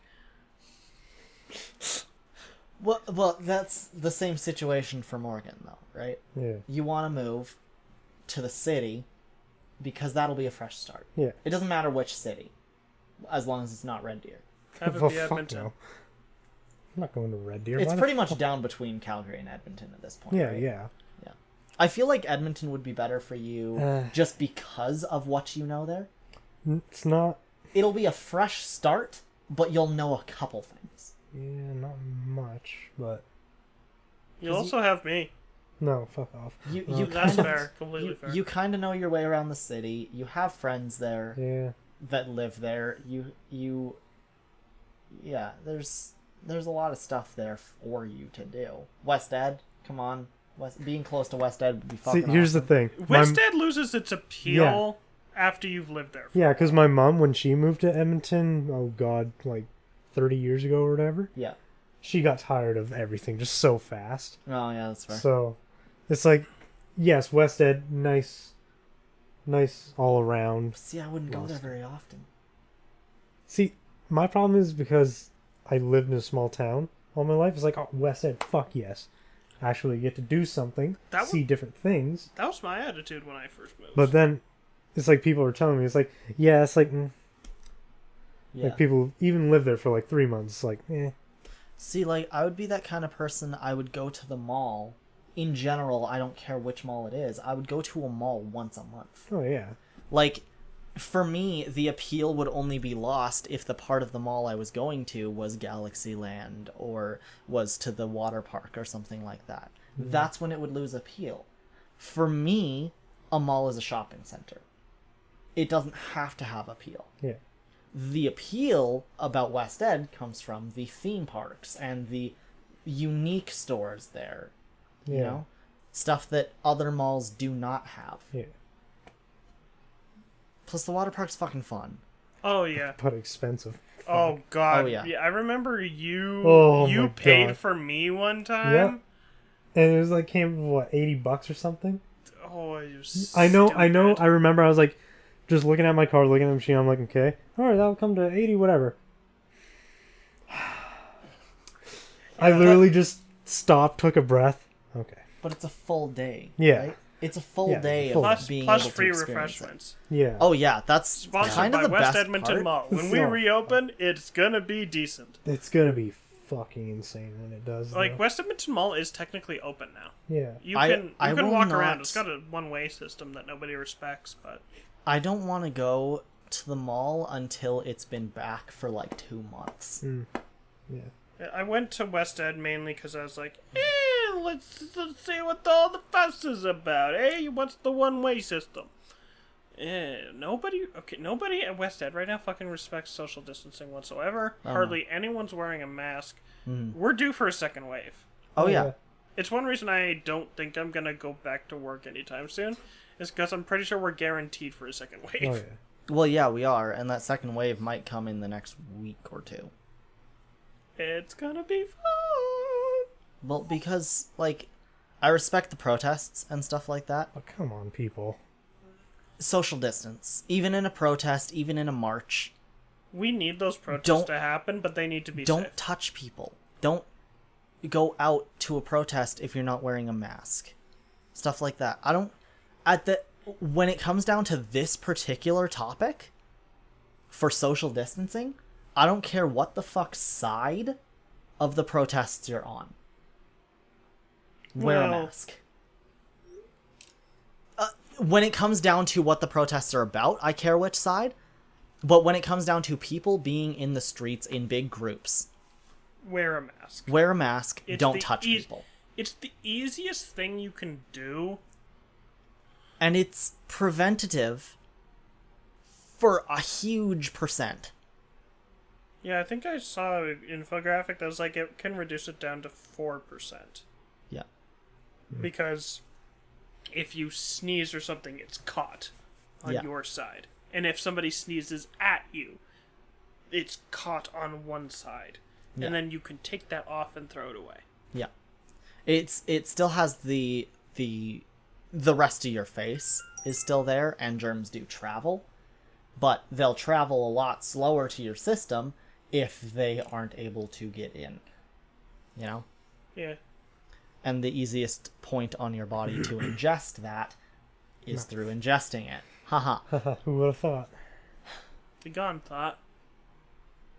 But yeah, just wear a mask. Yeah. Yeah, it's like I I only went there to get food. And I feel like it's kind of hypocritical of me to say wear a mask and stuff like that, because the one time that I have been to the city, I didn't wear a mask. I mean, where did we go? We went to a restaurant. I mean, we went to a Like- restaurant. We were physically distant from everyone else in the Yeah. restaurant and were respectful of the... Yeah, and we did a little bit waiters' of shopping boundaries. around. Most of the time we stayed in the car. Yeah. But I do feel like it's still hypocritical of me, because like I'll walk past people on the sidewalk and I'm not wearing a mask, and they'll be wearing a mask, and they're like older people or something like that. I know I'm not in any position to like currently be angry at people for not wearing a mask, because at this exact moment in time I have not been wearing one. The ones I have a little package of them. They're disposable ones. I do have a face mask. I just misplaced it like months ago.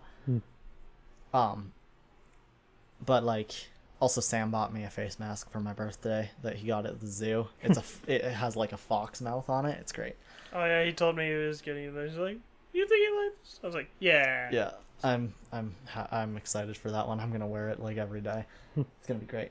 But yeah, my point still stands though. Like, I know it's hypocritical of me to say, but also the only time I'm outside is when I'm walking to work, which is literally 4 blocks. Yeah. And then at work, I don't need to wear a mask because that would be super, super inconvenient for literally everything involved in the workplace. Plus, I'm not near any customers, and I'm around people that I literally cannot social distance from. Yeah. There is a 0% possibility of social distancing from someone when you literally have to work in a kitchen line with them. Yeah. You are going to be around each other. You are going to touch each other. You are going to have to hear each other. And face masks do muffle. Yeah. So, 0% chance of social distancing while you work in the back of a kitchen. Yeah. So, Yeah. anyway, for everyone else, plus I live in a small town, Yeah. right? The amount of people that I walk by on the sidewalk on my way to work is like 1 person. Maybe 2. Maybe 4. That's on a busy day. Yeah, that's a busy day Yeah. around here. Yeah. Yeah. But hey. The most That's risk just that a I theory. put myself in is hanging out with you. Like, Yeah. Yeah. I mean, it was like a couple weeks ago I was tested, and I didn't have it then. And I haven't had any symptoms since, so... yeah, exactly. So It's there we go. Great! Oh yeah. But yeah. So, moral of the story. Happy Pride Month. Happy Pride Month. University isn't always necessary. Minimum wage is gonna go down.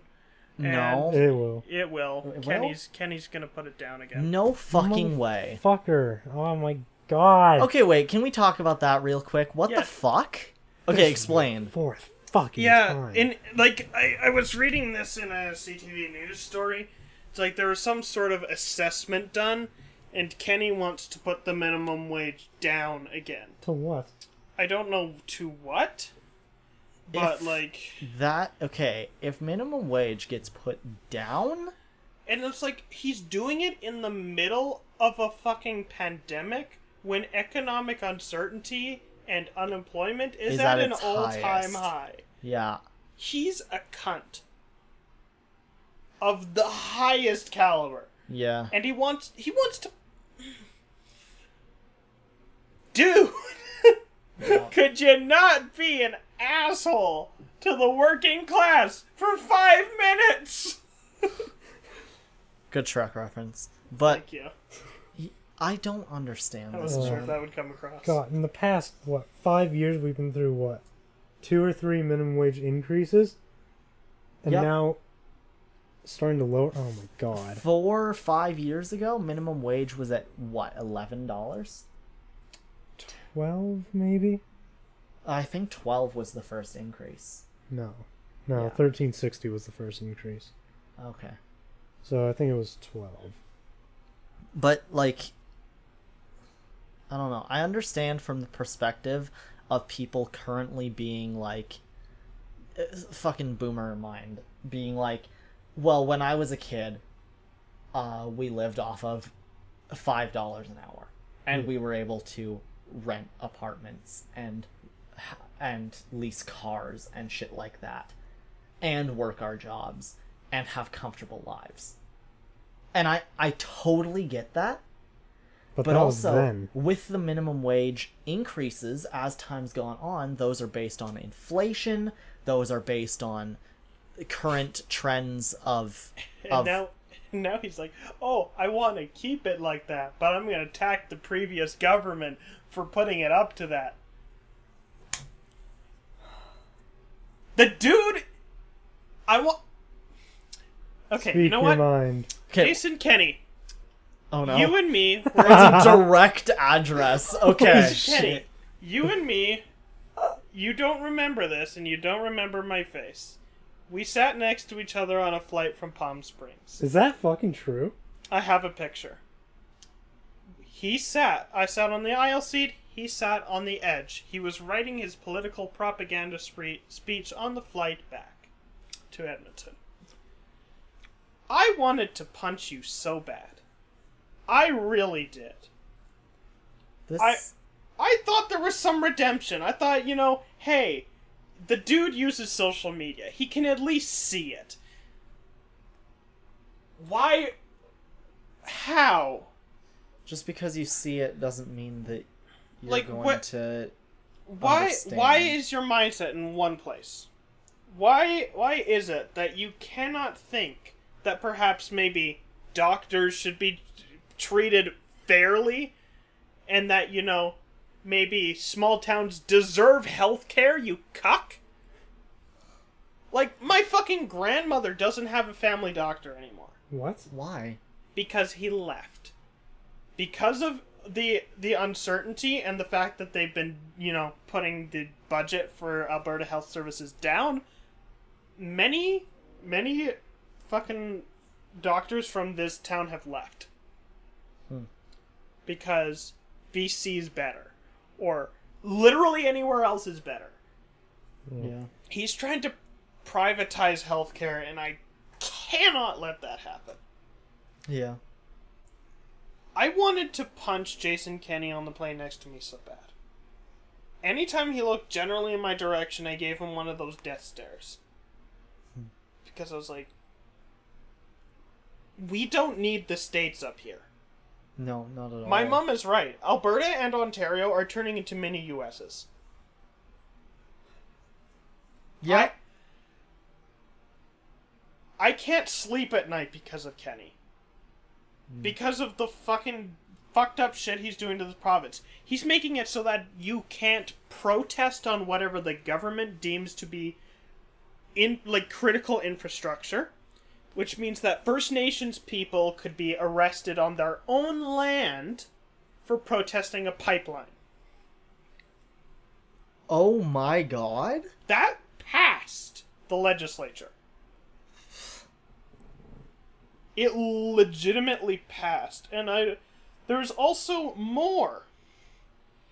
The UCP government is stealing money from victims of crime and trying to use it to backfill cuts they've made to policing. So, these services that have helped victims that have been wrongly convicted. As well, they want to create a tough on crime parole board that will keep non-violent offenders locked up for longer. Bro, what? Mm-hmm. What the fuck does that mean? So if somebody... if you steal a candy bar, right? Yeah. You get it'll disproportionately impact people of color and indigenous peoples. Jason Kenney's proposal does nothing to assist rehabilitation or reduce repeat offenders. He just wants to keep them locked up. Yeah, because That's from prisons need more people in them for no reason. You can see how this looks a lot like the U.S., right? Yeah. Like, the U.S.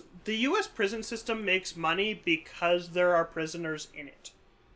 They get paid by having prisoners. If they had no prisoners, they wouldn't make money. Yeah. Yep. But also, if... I don't know, have the prisoners in there that need to be in there. People... Okay. Here's the thing. You have all these people that are getting arrested for protesting, right? And they're getting actually arrested for having not done anything except exercise their right. And then they're being held on bail for nothing. Because they happen to be in a group of people where one person had a little bit too much to say, or where one person looked at an officer wrong, or something like that, or, Ugh. And then God. you suddenly you have this group of people that did nothing wrong getting tea kettled. Not tea kettled, just kettled. I couldn't remember what it was called. They get kettled in by officers and then arrested as a big group even though they did nothing. And then those people have to pay. So you're telling me that we should have that same sort of thing that is currently happening, non-violent crimes, we're just gonna lock up those people. Yeah, it's like... Where do you draw the line? What's a non-violent crime? Yeah, I emailed my MLA, and, like, part of what I told you was what I got to email back. Because I was like, dude, I don't like Bill 1.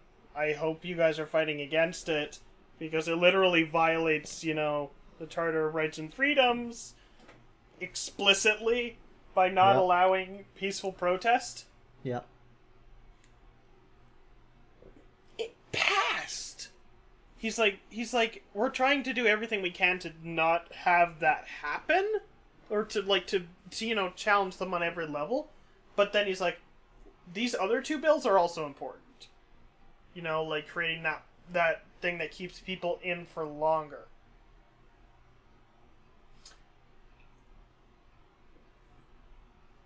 I want to cry.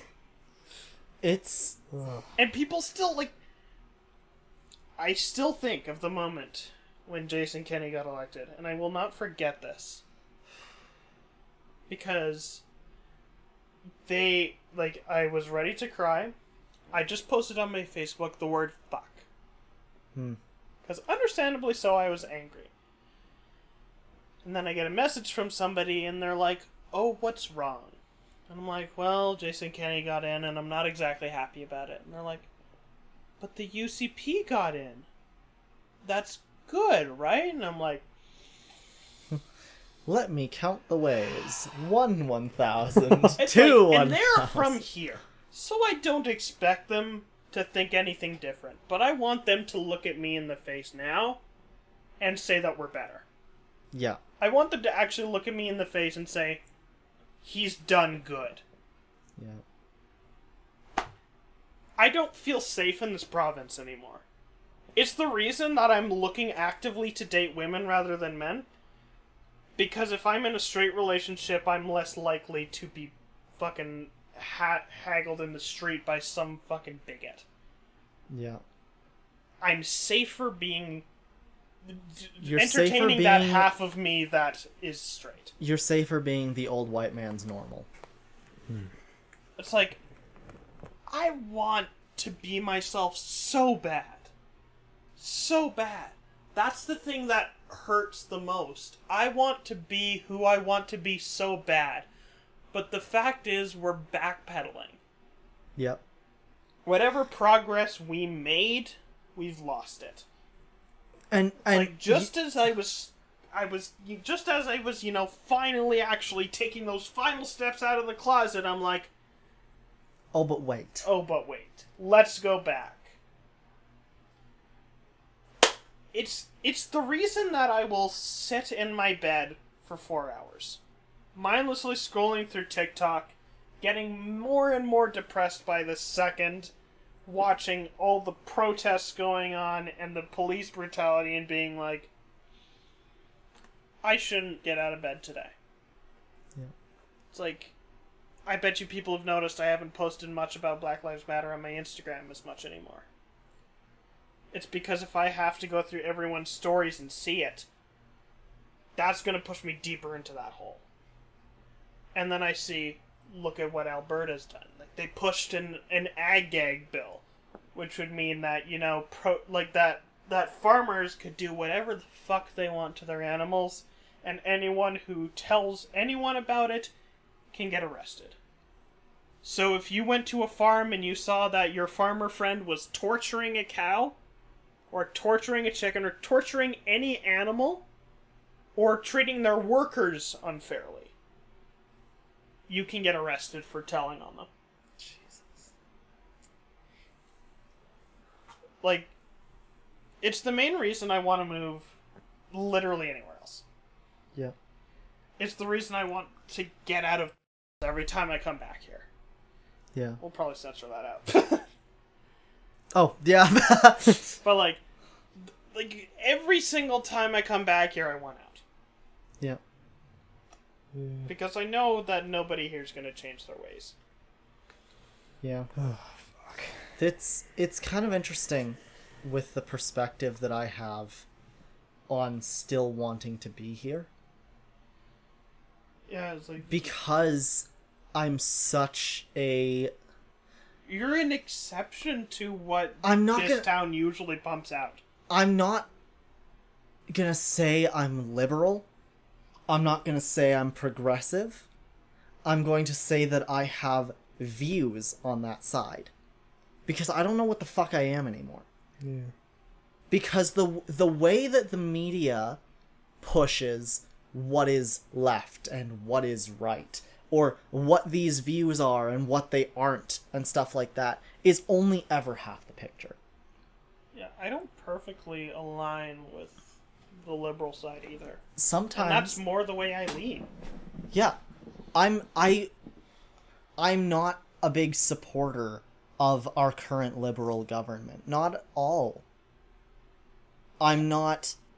It's still better than the alternative to an extent. It's you choose your pick of the poison. This one will hurt you slightly less. That's how it is everywhere, isn't it? It is. Yeah. Because of our political system giving us essentially... They market the political system to seem like there's 10 choices. But there is only ever going to be 2 or 3. It's like when, like, for the federal election, I voted NDP. Because I was like, Jagmeet Singh knows what he's talking about. He's on the right side of a lot of issues. I like this guy. I don't think my vote counted.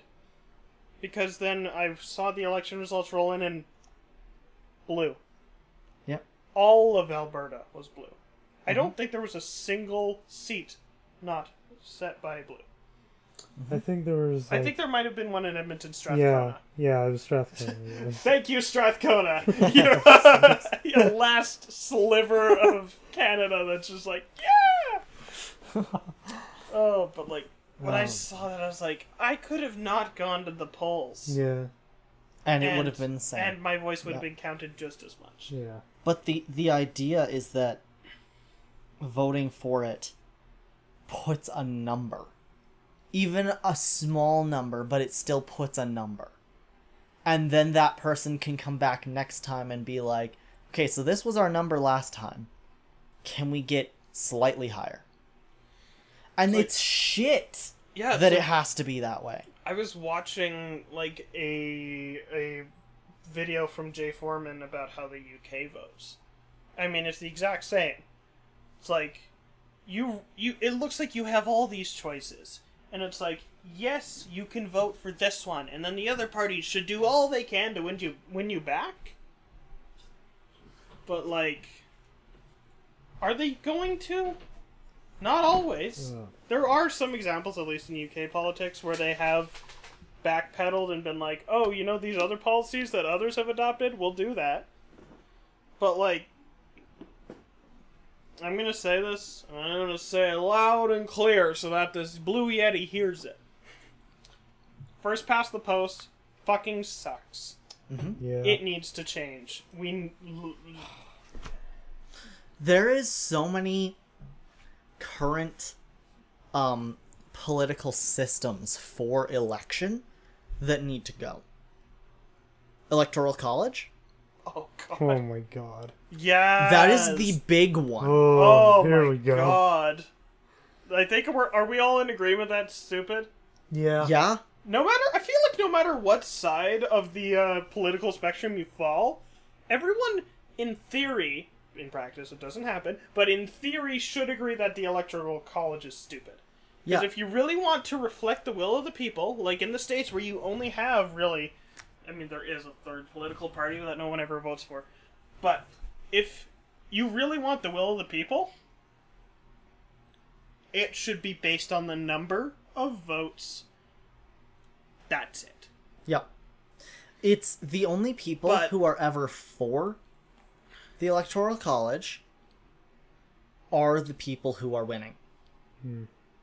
I mean, also, like, the one side of the Electoral College that makes sense, and the part that I understand, is that you have states that have nobody in them, and those states can massively influence an election. Yeah. Meanwhile, you have to convince a lot more Californians than you do, say, people who live in Montana. Yeah. Mm-hmm.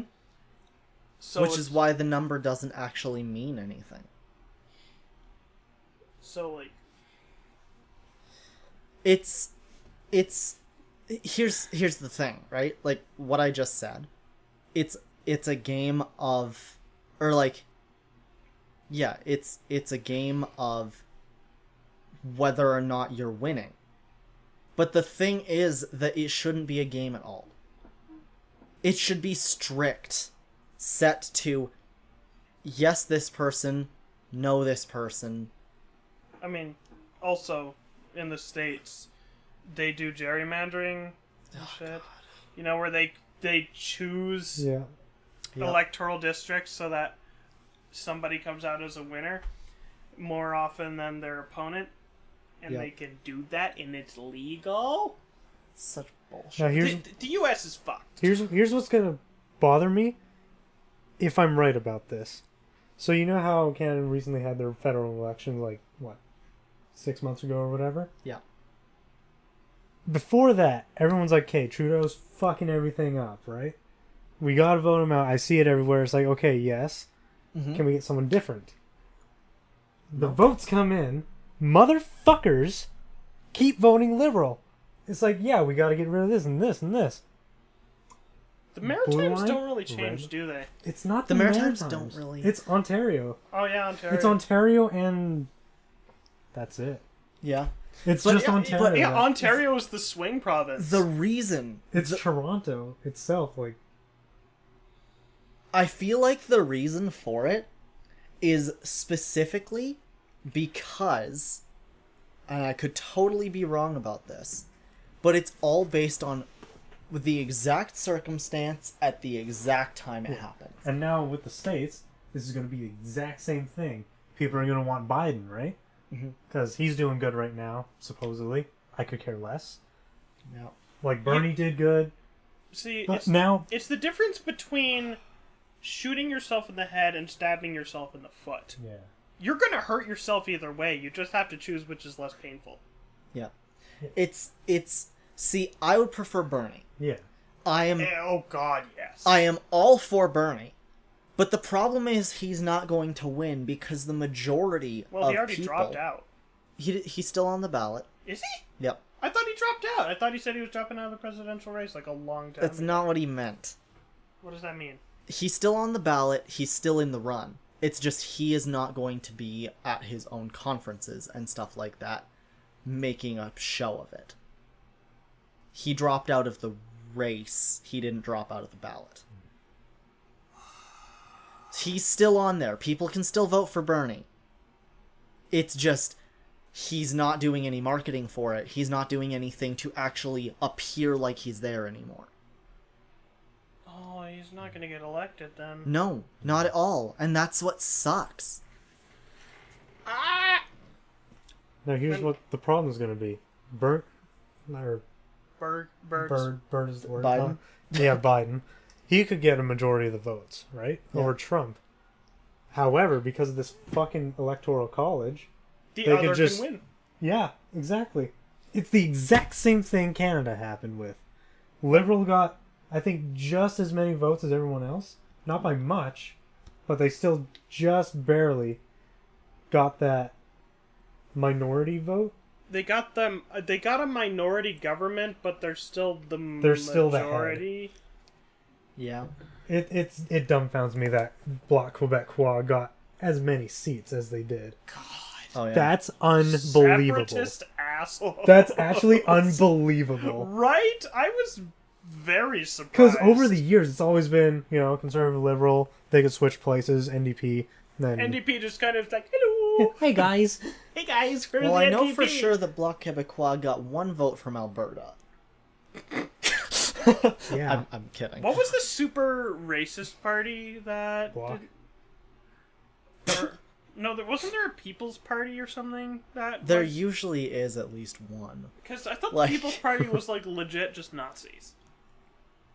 That's what I remember, is that there was literally Nazis up for election in Canada, and then they had one seat before the election, and the guy who was the leader of that party lost his seat, and I was just like, yeah. Well, yeah, that happens Yeah. quite often, honestly. But like, I think Canada needs something like proportional representation. Should I just run for prime minister? Do it. Anybody can do Should I it. just fucking do it? You should do it. Like, You'd need to go to school for it. no, fuck that. No, if you have money, you can fucking run. Look at Trump. He's got money. I know I don't have money, but Yeah. if you got money, you can fucking do it. He's doing it right now. Yeah. Not very well. Yeah. Did you hear about how TikTok influenced one of his rallies? Oh my god. Because what happened was TikTok was like, oh, wouldn't it be terrible if we all accidentally went to this website and reserved free tickets to the rally and then just happened to have something else to do that day? Mm-hmm. They were expecting 10,000 people or more. Yep. I think they got maybe 6,500. Yep. Because Yeah. No, people in they the comments showed were like, "Oh, I'm cutting my lawn with scissors that day." it was interesting. It was interesting because you show on Fox News, which is super conservative, Yeah. that it was like zoomed in. So it looked So like it was right on Wow. his face. You go to CNN, it's zoomed out, the room is fucking empty. it's funny. And there's one person in like the back who's just like, yeah. It's great. Oh my hilarious. god. Oh my, like that was so good. And then I saw this picture afterwards. It was Trump's car driving away, Yeah. like the limo. And then he's in the back seat and the person's just holding up a middle finger to him and he just has this disgruntled look on his face. I also saw a fun video where they were at a baseball game. Yeah. Trump and Melania were at a baseball game, and they're like singing "Take Me Out to the Ball Game," but it was just in a direct attack on him. And the camera zooms in, and he's just so disgruntled, and Melania is just like slightly smiling in the background. It's like, oh, they gave me Okay. life, because Here's- she's just like. Here's what's kind of funny. Melania is only married to him for the tea. Yeah. Oh, absolutely. Well, At this point, they should have been divorced, like, years before ago. they were married. They would have never got married. I'm divorcing you, but we're not Now- married. I'm now- still taking half your shit. Now, Let's go. now I ain't saying she's a gold digger, but I'm saying she's a gold digger. no, she's an absolute gold digger. Oh, yeah. I think Melania is almost doing the right thing, because if she's married to Trump, then Trump can't go after anyone else. Oh, And he can then- and will. Well, and then if she divorces him, she can get a whole shit ton of money, which really. Cool. Good job, Melania. If you divorce him and get a whole shit ton of money, you're playing this game of cards correctly, and you have all the aces. Oh yeah, and then she'll take all her kids with her, Yeah. Yeah, except Don Trump Jr. because Yeah. he's he's that a daddy's guy. boy. He's that guy. He's that guy. Daddy, I need $1 billion to buy a car. Here you go, son. China. There I you love go. this fine China. Yeah, it's It's fucked. the yeah. political sphere Yeah. right now. is 2023, vote Morgan. Yeah. Vote Morgan. Vote yes. Morgan. That's my slogan. Vote me, please. Oh, you know what Please. you should do? You should run for this district Oh. and then immediately provincial? defy the will of the people. Wait, what if you were the what if you tried to take over where Kenny is right now? Yeah, that's the plan. Isn't Yeah. that Saskatchewan? What? Or wait, no. No, I'm thinking of Why would I run in other one. Saskatchewan? I'm thinking of the other guy. There's like the 4 other people there. The other conservative guy I hate. What's his name? I don't care. Harper? No. No. Harper's just like a robot that doesn't know how to appeal to humans. And he has a bluegrass band. Like, And it's bad. it's not good. He's just like, I also enjoy watching Netflix and TV shows. I've been watching. It's just like, Thumbs oh, up. Just like, oh, Harper Literally- doesn't have human emotion. One single strand of Michelle Obama's hair has more emotion than Stephen Harper had his entire run. Yeah. I don't. What is the other guy's name? Nobody cares. He's in Saskatchewan. Okay. All of the 6 people who live there I will think vote Kenny, him out. Isn't Kenny a Calgary riding? No, he's Edmonton. No, he's not. He's from Red Deer. No. Oh, if he was. Hey Google, Oh my god. what riding is Jason Kenny in? Sorry, I don't understand. Yeah, you don't, you British. Australian. Whatever, I same should difference. move to Australia. No. Do it, I dare you. Then you'll just be bombarded by East Coast Boom fans. Oh yeah, totally. Oh my god. Oh wait, It's that's the legendary. first time I've said anything about that on a recording. Oops. Whatever. Do Oh we my God, keep it's talking legendary. about it? No, No, that's not. That's just a fun joke. You did a podcast with Eve, didn't you? Oh yeah. Oh yeah, he gave a shout out. He said, Werewing? Morgan. Morgan. Fuck. And that's it. That's it. No Jonathan. No, No JAMAcast, no Cyber Soup, no nothing. nothing. Just my- Werewing and Morgan. He hasn't done. I think it's any- funny you were more recognizable in that than fucking Jonathan Higgins. Yep. And yet you said probably 4 words. Yeah, Calgary Lougheed. Really? Wow. Yeah, so you just have to run for Calgary Lougheed and I'll win. win. Fuck. Won't be hard to do. I mean, he would This- still be leader of the Conservative Party, but you would have his riding. No, I'll make a brand new political group. We'll call it Cyber. Cyber Soup. Cyber politics. Cyber attack everyone. Yeah. Destroy the Oh my god, then we could get cybersoupent.gov.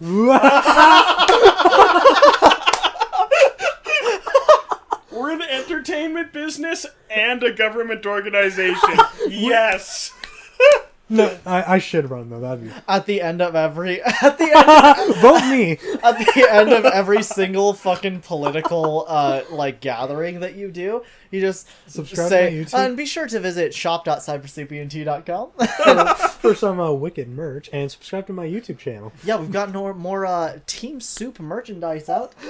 New Ramen Rejects album out this month. It's just I mean, the guy who represents my riding has a band and it's really good. Okay, okay. go off. Queen? Yes. Okay. I mean, he went to McEwen. Okay, So- so obviously he's already great. Oh yeah, the reason I voted for him is he understands the importance of the arts. He understands the importance and the value of the LGBTQIA plus community. Mm-hmm. Like those 2 things alone, I was like, sold. I love this guy, and his track record of liking doctors at all. Yeah. I mean, considering he's the health critic for the NDP, Yeah. you'd think he'd like doctors, You'd think. and he does. What a mean- man. I mean, I went to the doctor, and let me just say, I love doctors. Yeah, doctors are pretty cool. Doctors are pretty great. Yeah. Okay. I find it weird that people in Canada, Mm-hmm. where we have free healthcare, It's not free. Well, Free to get, yeah, but it's not free. yeah, yeah. people Free in to get Canada healthcare. are scared of doctors still. Yeah, like, that doesn't make sense. Like, We literally why have, are we attacking the people that are helping us live? we have access to this. I'm gonna keep calling it free healthcare. Yes, there's Yeah. parts of it you have to Yeah, pay. no, for. I think we're going to go with the assumption that it is free for you to access. Yeah. Yes. Not necessarily independent of cost. Yes. Because obviously medication and surgery and stuff like that does Yeah. cost money. I had to pay for my puffer, so. Exactly. We all did. And stuff like that will be more expensive here than some other places. Yeah. because we have that payment goes into everything. But like, yeah, it's... I don't understand why people are scared of doctors here. You can literally go in and be like, hey, I think I have this thing. Be persistent about it. Make sure you get an appointment for a checkup. Yeah, and even like And when I went to the doctor, You have the right to do that. like I went to the doctors in Edmonton. I was like, I'm having trouble breathing lately, and I got tested for COVID, and it wasn't COVID. Can you take a look? Yeah. And they're like, yep, here, just give me your card. I went in there. The doctors checked me out. They even did blood work and X-rays Yep. at like that day. Yep. And they're like, well, we're not like we don't see anything wrong, but here what we can suggest is you get this puffer. Yep. And the puffer was the only thing of that visit that cost me money. And I was just like, this... And it was what, $30? Yeah, it was like $30, which is nothing Yeah.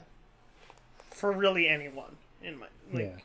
Yeah. If it is a health necessity and $30 is too much, then literally somebody will be able to help you with that. Yeah. In any situation, I think, no matter who you are, I think you'll have somebody in your life who would be able to help you out with Right. that. Yeah. Most people are generous enough for $30. Not me. I don't know why he's attacking doctors. Like, it's baffling to me. Like, I just Oh my god, wait, I just remembered. what?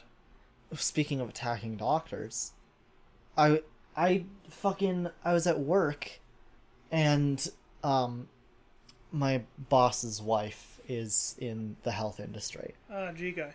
and she works part-time at the moment because she's a mother of 2. Yeah.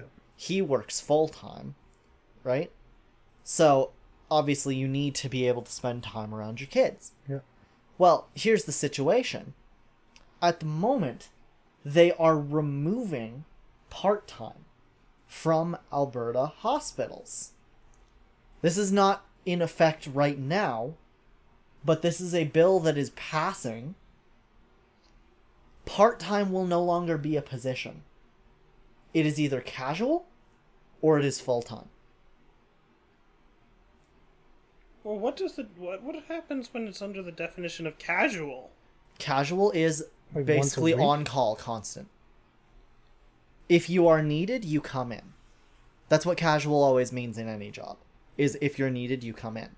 So the situation is a casual worker does not receive benefits, and full-time workers do receive benefits. Full-time workers will work 80 to 90 hours, and casual workers will work whenever they're called in. Casual workers, in a lot of hospital scenarios, will probably end up working close to full-time because of how often they'll be called in, depending on what an emergency situation is. And right now, during a pandemic, it's kind of an emergency situation. They'll be on call all the time. They won't have time for breaks. Isn't it just crazy how they're doing this during a pandemic? Mm-hmm. So here's also the situation, right? Nurses who work part-time that have children. That's a lot of fucking mothers who need to support their kids that will be laid off. Mm-hmm. And I can tell you for sure, my boss does not make even an eighth of what his wife makes as a part-time nurse.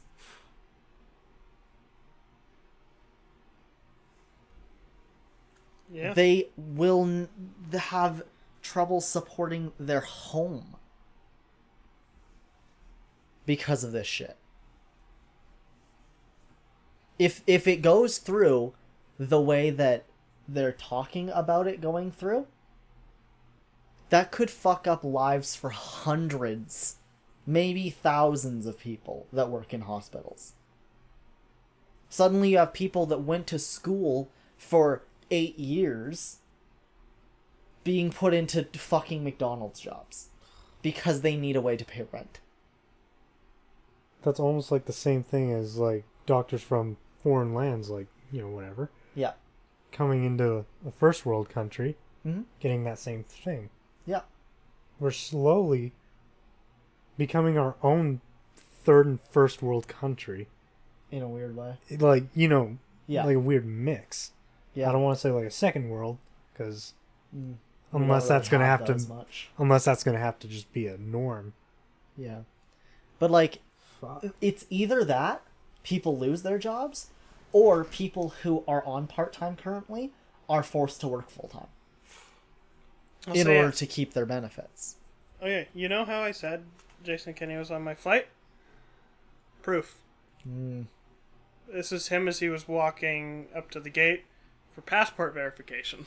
Uh, And then he was right next to me. Jeez. but yeah, so Hey, Jason Kenney, your face is so punchable. so what I'm saying, right? Like, if you work a part-time job at a hospital right now, you either go to casual, where you'll either get 0 hours or practically full-time hours without benefits, or you're forced to work full-time, where a lot of people who have kids or stuff like that aren't able to do that. So you'll have to spend more money on babysitters and stuff like that. These babysitters will see your kids more than you will. And I'm assuming, like, the motivation they have is what they want to do is they want to save money. But They want to save money and but- have people on the job as a constant rather than a partial. And I understand it to an extent. Yeah. To On an paper, it's like, okay. it's like, but yes, you need to save money. But But on then the you have other to think about hand, people's lives. but it's like you want to save money, but on the other hand, you are actively cutting their budget. Yep. Okay, fuck this. I'm gonna run. Healthcare will be number one. Oh yeah. Like 100%. Okay, well, not 100%, but it will be absolute top priority. Oh, and can you do something about Aish being cut back again? And yeah, and it's like we know 'Cause I'm people sorry, who my are on AISH. My mom can't live off of $1,200 a month when you're only legally allowed to spend a third of your income on housing. Oh, God. That gives her $400 a month to spend on housing. That is not possible. I forgot about how they were fucking up AISH too. Yep. Alright. And keep in mind, most people on Aish cannot work. It That's is what it's a there for. physical impossibility. Like your mom can't work. My mom can do arts and crafts and sell that at shows. That's not a job. Even doing that hurts her arthritis, hurts her back, makes her walk, makes her be in a public space, which right now you can't even do farmers markets. If she was forced to have a job because that would pay better than being on Aish, she would die in the next 5 years. And like I know there's other people that we know that were on AISH Mhm. around the time that this happened. Because it is not possible to get a job. It's just like I'm just trying to figure out why Aish is not a temporary benefit. it's a permanent. Once it's, you are- it's a thing that sustains people's lives. Once you are on Aish, you should have Aish for life. Because it is what keeps people that are unable to live alive. Because if you're telling me that someone in their 50s or 60s is going to be able to live their life comfortably off of $1,200 a month in today's current economy and today's current state of health and current state of poverty, then you're having a fucking laugh. Alberta sucks. I'm not saying that poverty is at like an all-time high, It could get there. but it will be. Yeah. Alright, I'll increase age by 50% right now. Yeah. Give people an actual fighting chance. Not even With like anything. like, It's like, it's it doesn't even have to be much. Yeah. If Aish was increased from 1200 to 1500, yeah. people could afford groceries. And they could afford to live. Like, if you... Why is it that... Why, like, I've always wondered this. Why is it that you can only spend a third on housing? Who the fuck knows? It's like, are you saying that people who are physically disabled don't deserve good housing, and they only deserve the shit that is bottom of the barrel? Like, is that what the government thinks? Do they think that people who are physically disabled don't deserve anything nice in life? It might be also like medical costs, maybe. It's not. Like Well, it's just like, as well, like it's like if they say here's absolute $1,500, spend it as you please to make sure your life goes well. yeah.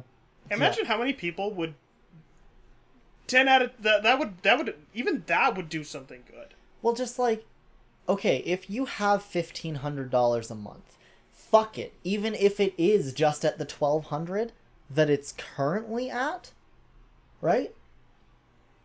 Allow people who are on that to spend more than a third on housing. Allow people who are on that to spend up to 80% on housing. So long as they are able to find housing. Yeah. So long as they are able to have enough afterwards to pay for their medications so that they are able to pay for food. And Yeah. then once a person is on that, they should be able to, spend what they want of that where they want accordingly. Yeah. If they are unable to pay their monthly expenses after that, then it should solely be because they spent money where they shouldn't have, rather than they were not allowed to spend their own money. It's just Yes, I pay taxes. Yes, I pay for my mom's rent. I'm okay with my taxes going towards people who need it. Oh yeah. I don't understand why people are like the problem with a lot of at least Alberta and a decent amount of the states, it's the me mentality. It's the I want to do what's best for me. I don't care if other people don't have shit, that's not my problem. Yeah. That's the biggest issue right now is it's a me mentality. Yep. Well, because if you don't care about yourself, then people think that nobody's going to care about what you think. It's like Right? it needs we need to transition more to a we mentality. It's like I know it sounds like Finally, Okay. some laughter. it's like we're not going like communist. Yeah. There's still room for the individual. Like the thing that people don't understand about socialism is there's still room for the individual. Yes. There's still room for individual. We could still have people who have absurd amounts of money Oh, yeah. under a socialist system. Yeah. But like it just means that those people up there help the people under them a shit ton Well, and yeah. make society better. Like imagine if everyone who was like Oh, if he's people sitting up. Oh if no. We're getting people real. on- like imagine this. Imagine people on Aish could get more let's say absurd. This would never happen because Alberta. Let's say they could get $2,000 a month. Holy shit. Like imagine that. Imagine that the people at the top of the food chain, the bigwigs, the CEOs, the people making millions of dollars a year, paid way more in taxes so that those people could afford to live better. Mm-hmm. That money could actually end up coming back to them. I'm sorry, Think are you about it. telling me Yeah. that a person who has millions of dollars just sitting in their bank account rotting away is going to care that they have to pay an extra, you know, blah blah blah amount of taxes every year And that they'll could s- help grandma live? Like think about this. Like, think about all the nice things that your mom would love to get. Imagine if Aish was $2,000 and that the bigwigs at the top were paying their fair share. That money that your mom's getting, if she wants to use some of that money to spend it on nice things, could go back to those people. So those people could, it would they literally could- be it a could circle. Yeah. it could still benefit them. It's crazy. That's the thing that these CEOs don't see, is that socialism could benefit them. It's a perfect circle of just. It's like helping people out so that they have a basic standard of living. And the greedy can still be greedy. It's greedy just the greed also gets put back. It's like the greedier they get, the more money they make, the more they can still help society at that point. And then you don't have people like fucking Jeff Bezos over there. What a fucking cunt. I want to say that I respect where he has gotten in his life. It's Yeah. impressive. It's very yeah. impressive. Okay, I want to say I respect it. I'm impressed Yeah. by how I've- far yes. Jeff Impressive. Bezos has managed to get. Like, good job. Okay. Yes. He managed to get to a spot where literally nobody else who is of a normal standard could ever make it. None of us could ever make that much money in our lifetime. Yeah. And he has it. It would take about 20 lifetimes just So- to even get close. And it's like no single person needs that amount of money. What's he gonna do with that? What's he Like- gonna do with $1 trillion? Just Yeah. Like, In my whole lifetime, I will be lucky if the mass sum of the money I've earned through my whole life gets anywhere near 1 million. Think about that, yeah. right? Okay, so you make like what, 2,000, let's say you make $2,500 a month. And you consistently manage to keep that full-time job your whole life. Okay, so even when you're old. so you're gonna make like $48,000 a year from the time that you're 18 Yeah. until 65. you are forced into retirement because you legally shouldn't be in a workforce anymore. Like, let's say you make it to your 80s or something like that, still working. You wouldn't have $1 million. No. You would not have amassed that over that time. But what you could still have, like, at that point, is an amount of money to safely retire. Now, say you're And, like- in like a trade or a job that pays more than that, you could get closer, but it's still highly doubted And the that fact you would make that. And the fact is, that money that you could make, like if you save it the right way, you can safely retire and have a good standard of living while you retire. So why does Jeff Bezos need trillions of dollars? You can If- comfortably retire with thousands of dollars. Yeah. So what's it gonna take for someone of that high power, simply based on money, to allow other people to even have access close to those thousands, right? Yeah.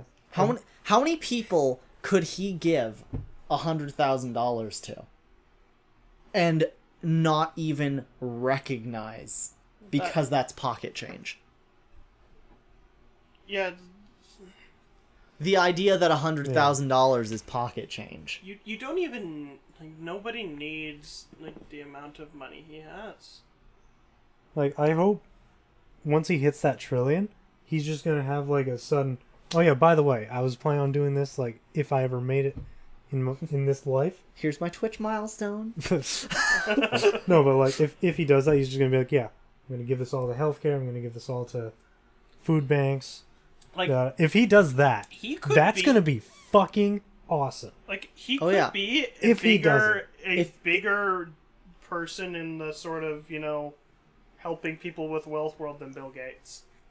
And fucking Bill Gates does a lot. Yeah, Bill Gates donates a lot of his wealth to Help. bettering the world. Fucking Facebook CEO Mark Zuckerberg.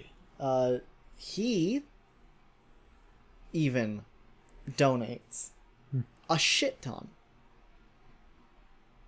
Like, I bet Like- you, if any one of us had just $1 million. I wouldn't keep most of it. Yeah.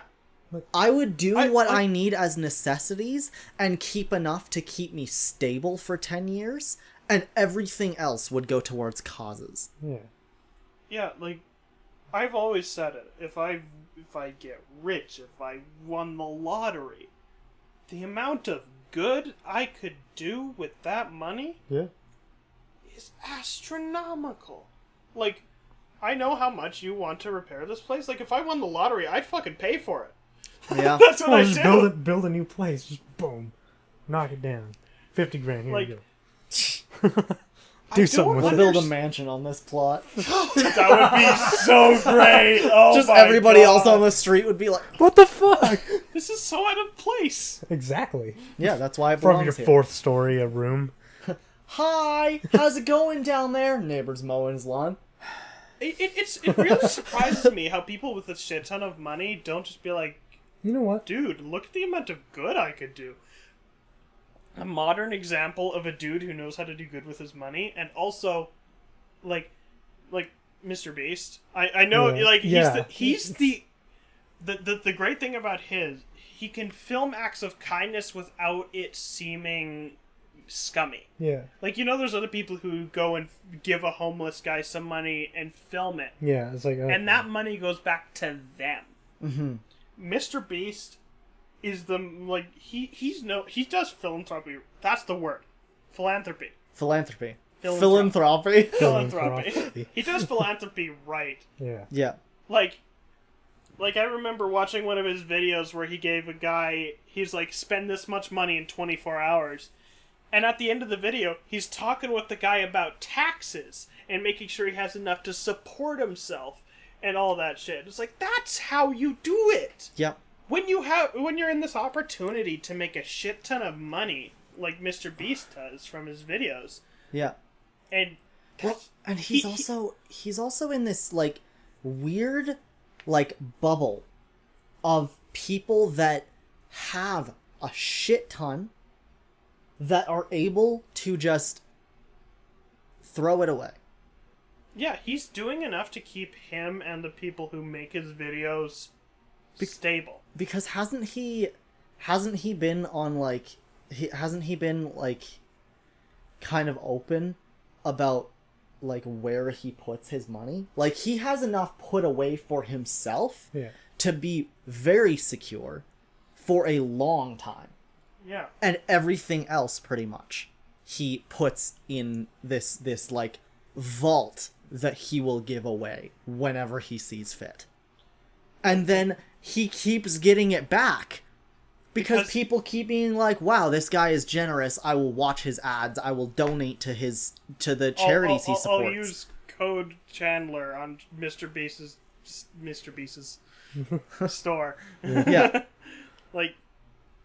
That's the thing that works really well about Mr. Beast is just he just does it right. And he markets it properly. Yeah. And he doesn't... Okay, I love this part. He does not spend money on bullshit like advertisement.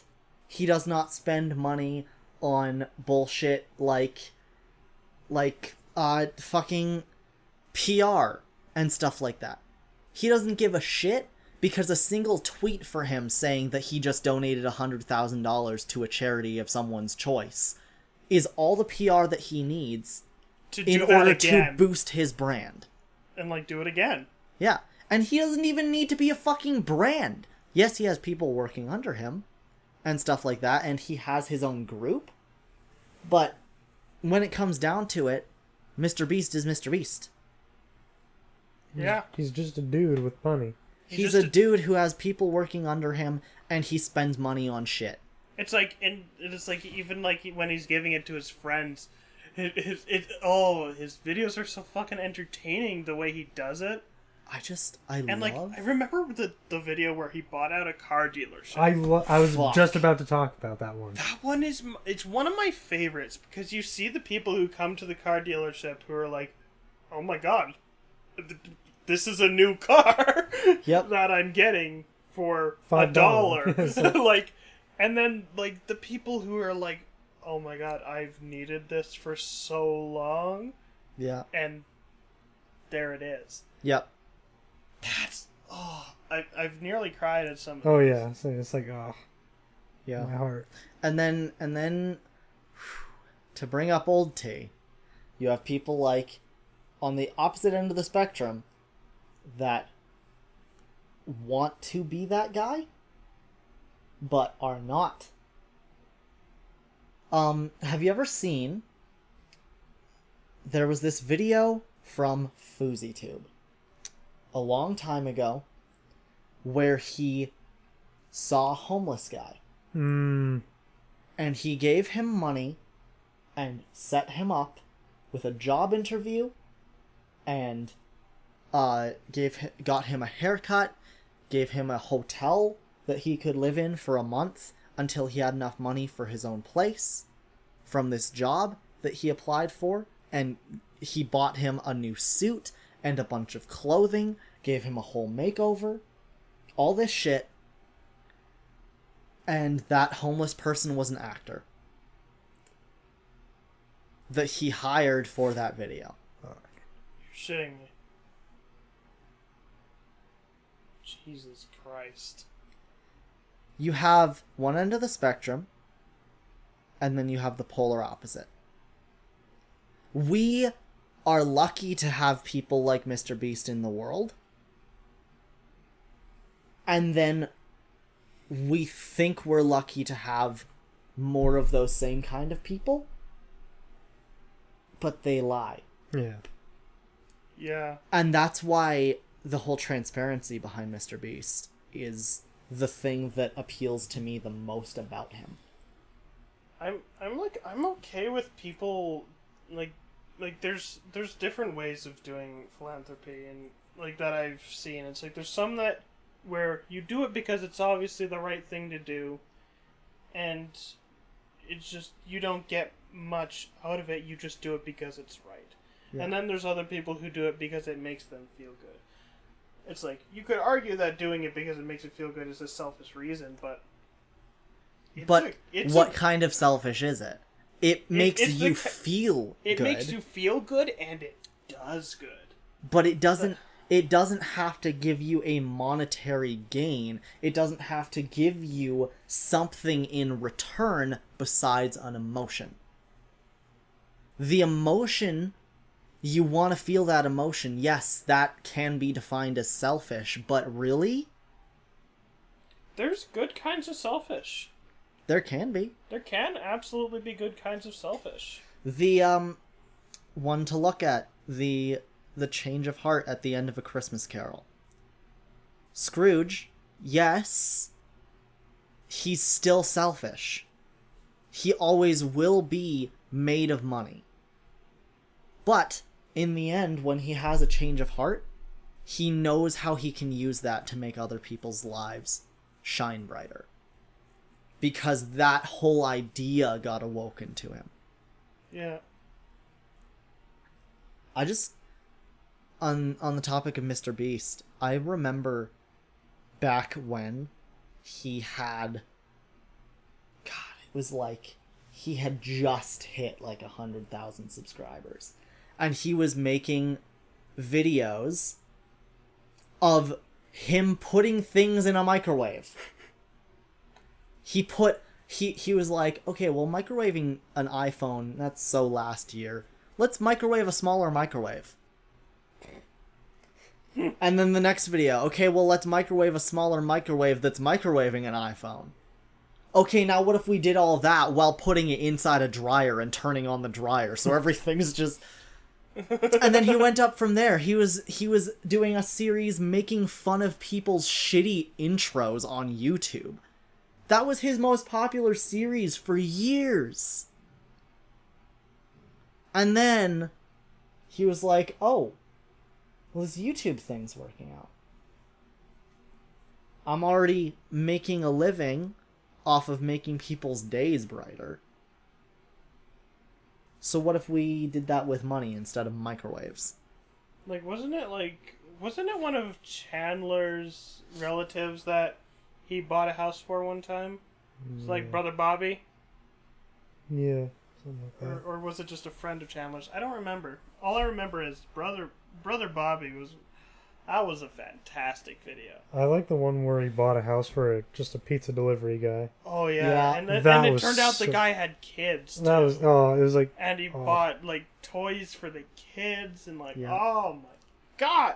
There's I'm- certain things about certain people where it's just like, okay, there's hope. There's hope that more people can be like this. yeah. Yeah. No, That's what I want to be. And like that's also like who my that's who my dad is and who my grandfather is. Like my papa before he passed. I remember my nana was telling me a story about how the local arts center was funded.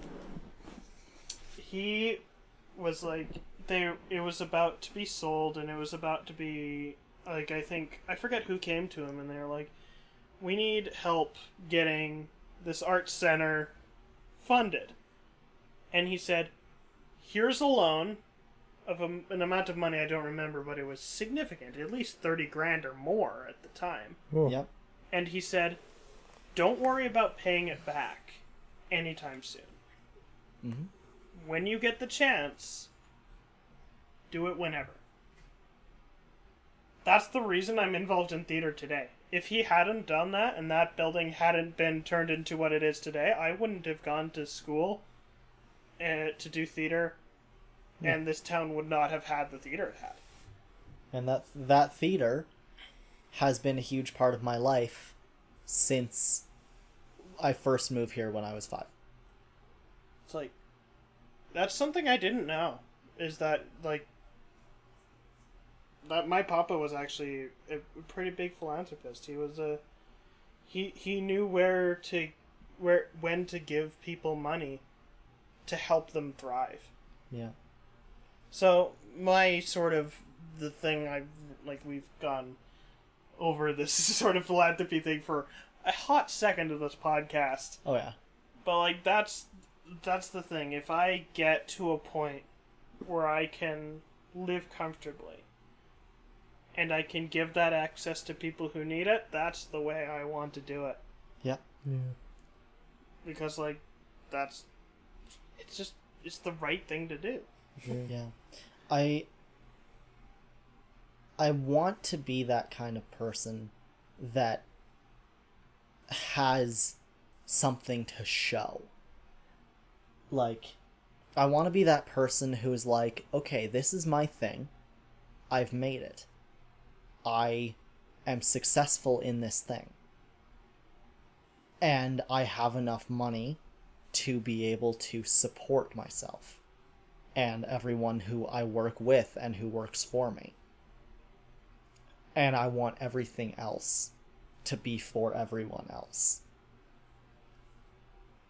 Because when it comes down to it, my whole life has been built on not my own money up until recently. Right? When I was a kid, we were raised on what's it called? We were raised on child Support? child support. There we go.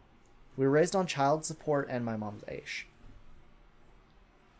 And I'm not saying that that money from my father was not owed to us, but I'm saying that that's money that was given to us in a situation where we were normally in a pretty rough spot, right? And that money was not money that we necessarily went out and got ourselves, right? If my father hadn't left, of course, we wouldn't have been given that money from our father. He would have just had it in theory because he worked. Usually. But my entire life had been built on this perspective of, okay, so we have this. This is enough to get us by.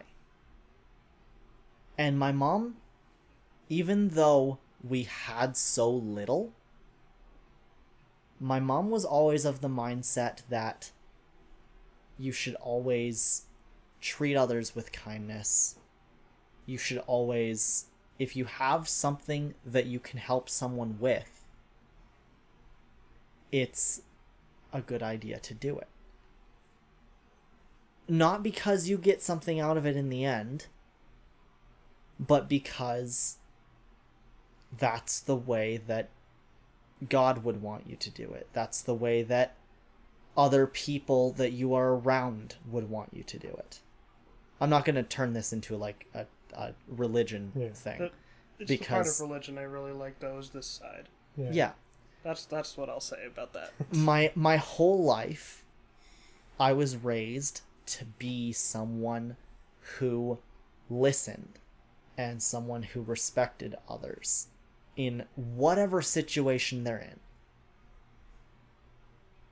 And so there would be multiple times when my mom and I were out in the city and there would be homeless people walking around asking for money, asking for food, stuff like that. And we would always go to this shop, this meat shop that sell the best fucking meat pies in all of Calgary. Is it still there? Yeah, still there. Yay. We even went to that shop and got meat pies as the main meal for my sister's wedding. Because it's such a part of our childhood. Yeah. And we would go to that place, these hot, packed meat pies, just stuffed full, hold it in two hands, right? And you just gorge yourself on it. And we would go there and we would just get a bunch of them. We'd go to the shop that my grandfather ran. We'd eat with him. And sometimes we would see these people and they would ask for something and we'd be like, because we were poor, right? But these meat pies were inexpensive, they were filling. And we'd be like, here, take a bag of these. Because that would help significantly more in our mind, giving them a hot meal on a, overcast day that they could go and share with the people that they were out there with. That would be something. And then the money that they got from other people, they wouldn't have to go to some place like McDonald's or whatever and spend that money on that. They could use it for other things that they needed, right? Because they could be full and it would cost us nothing. Yeah. And not that that's like a prime example, right? But that's something that that's the way my mindset was always made when I was growing up. Was that, like, even if you don't have much, there's always something little you can do that can help out. Yeah, that's definitely something I've experienced. Yeah. I mean, and you know this personally from me. I still remember, like, when you said your computer got rained on by your ceiling. Mm-hmm. Or as I probably put it, your ceiling pissed on your laptop. Mm-hmm.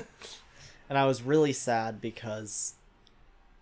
not just because I had lost my means of being able to create, but because that laptop was a gift to me from someone that I highly respect and someone that I wish I could help him out as much as he helped me during those times.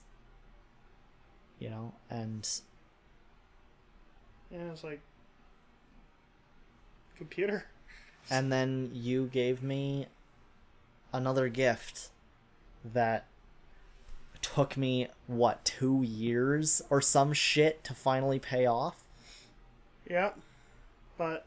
now here I am, right? yeah, like, look at this computer that also you put together. Oh yeah, I built this bitch myself. I helped you over Discord, which is crazy. I'm finally, after years of working at it at this point,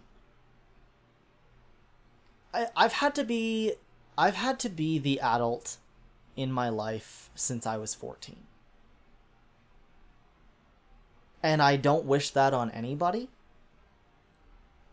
And, no, that's, you know. Ever.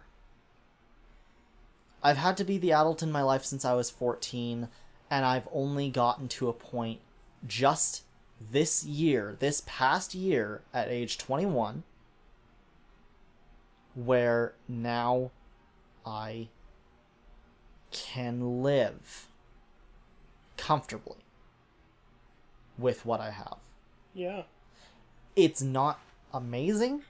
I have lots of work to do before I'm at a point where I can live with a constant comfort.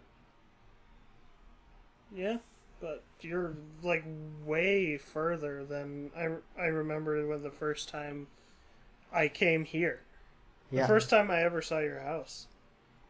Yeah. And, like, you've done well with yourself. Yeah. Like, holy shit, dude. There was You are, like, the unstoppable first time... at this point. Oh yeah.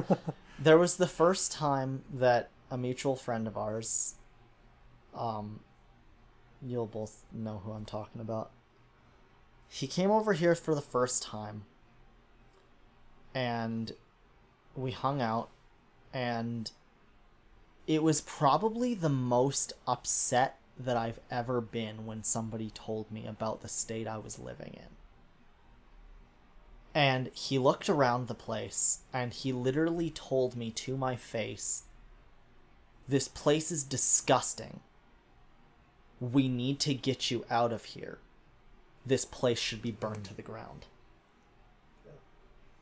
And I have never been more distraught in my life. And it's not your fault that it was the way it was at the time. Than when somebody that I even trusted to come into this place told me that to my face.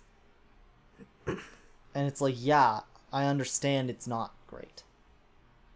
And it was at that point in time, my mom was still living here. It was really rough. There was points where I couldn't afford bread.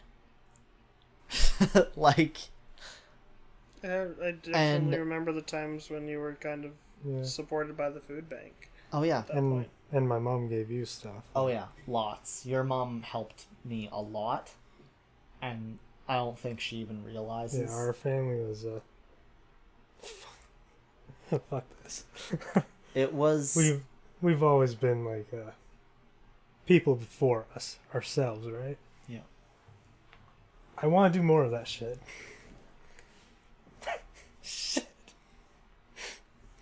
But no, like, I've come from this point in my life where I'm finally able to help some people, and I want to keep doing that.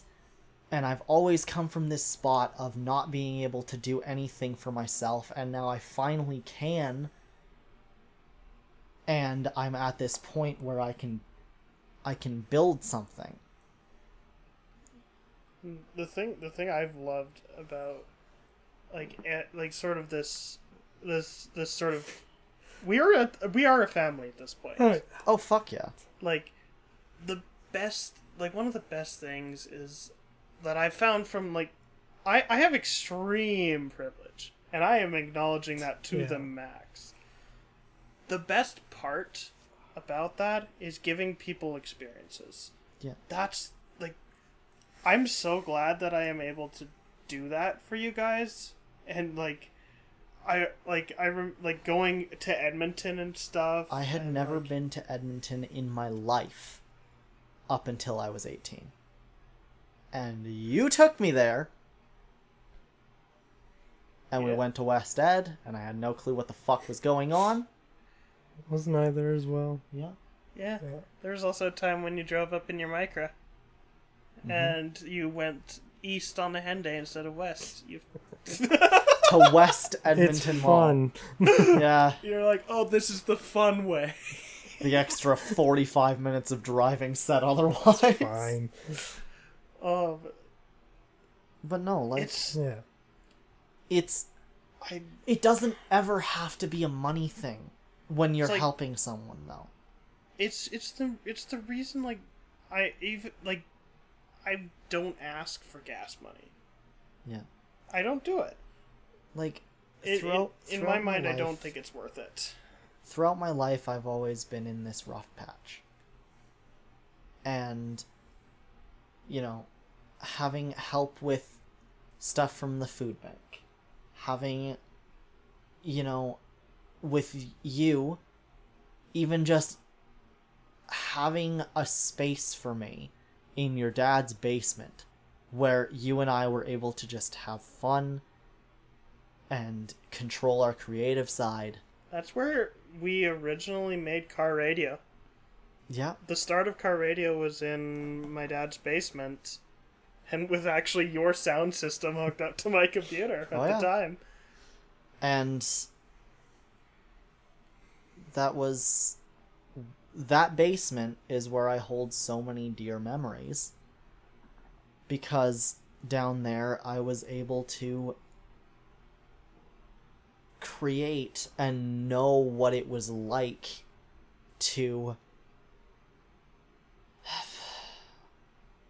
experience a sort of system that I thought I'd never be able to afford.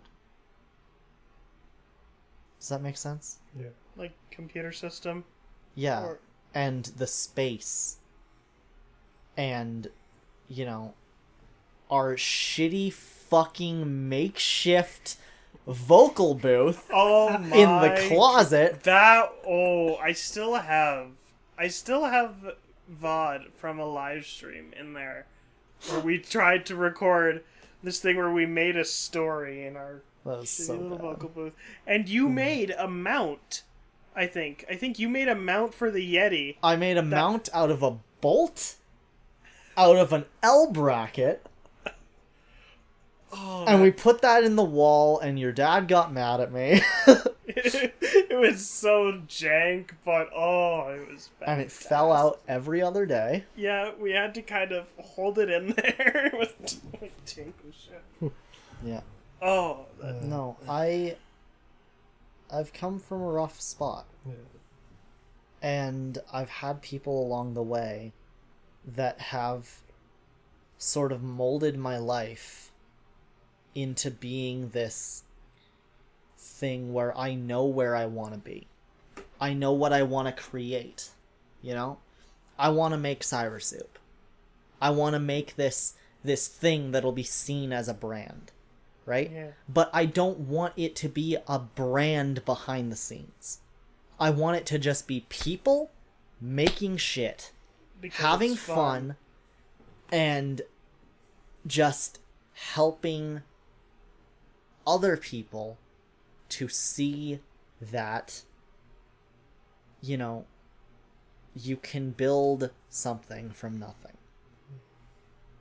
It doesn't have to get views or clicks.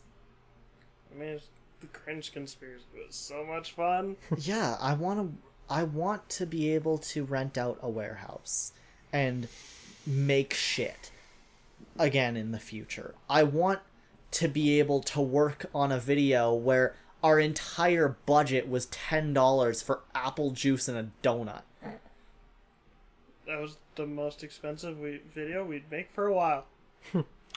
And then, you know, we were like, well, what if for the next video we bought a camera? We made that fucking video. We never fucking released it because it was so bad. It wasn't bad. It was just not great. But no, I want to be able to have something where we can afford the equipment and where we can comfortably support ourselves and make shit and be friends and be a family. It's kind of interesting. I've almost, like, this sort of pandemic has been both a blessing and a curse. Yeah. It's like a curse in the fact that, you know, we can't go anywhere and do things like I want so badly to do with you guys. But a blessing in the way that, I mean, also bless the government for that sweet CSB. Oh yeah. Like there's going to be quite a few gamers in this house. Oh yeah. like we're putting together Kyla's computer tomorrow. Like the last finishing bits. Who expected that was going to happen? I bought and built my own gaming computer. Kyla, who I never thought would get a gaming PC in her life, just bought hers. And we put it together this weekend. Yep. Morgan has his. He's got a parts list, and then I'll drive down and build that too. Yep. We have a puppy, which she's bitey, but she's cute. But she's growing, and she's my baby, and she's Kyla's baby, and we're going to raise her. We have the fact we even fucking have a house. That was a genuine concern. Yeah. A few times. There was points years ago where I didn't know if I would be able to live in a house. And like come July, it's mine. It's not a house. It's a home. Well, well, I'm trying to be fucking emotional here. well, you know, It- you're like, you you're know what not, I mean. You're not wrong. This place, It's home. it has been my home. It's home. And it has been my home for, at this point, 17 years.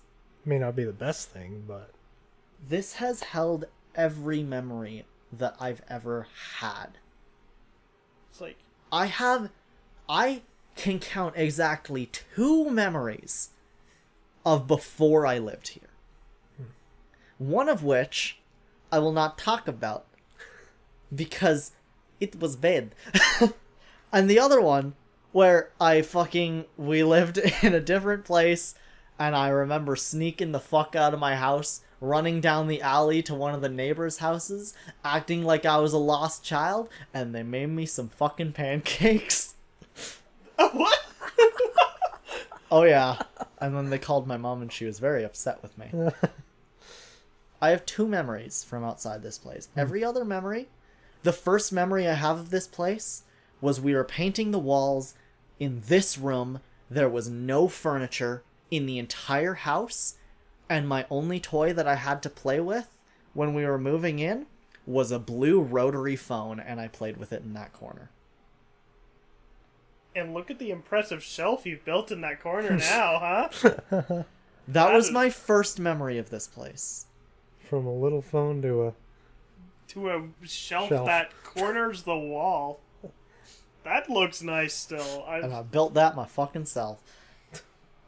But, no, like, actually, I can see now more than, like, a few hours ago even, why you want to... be here. But, yeah, it's like... This is not my forever home. Yeah. And I know that for a fact. Yeah. But No. this was my first step. Literally, in life, this was my first step. It's like I could see why you want to make it better. Because now you can. Yeah. And And it's going to take a lot of work still. I have a lot to do. I don't know where my life is going to be in 3 years. I don't know where my life is going to be next month. but like, But I know where I want to be in 10 years. how long ago was it that we met each other? We met when I was in... Well, we would have met when I was in 9th grade. Probably. I think we... Were yeah, you here?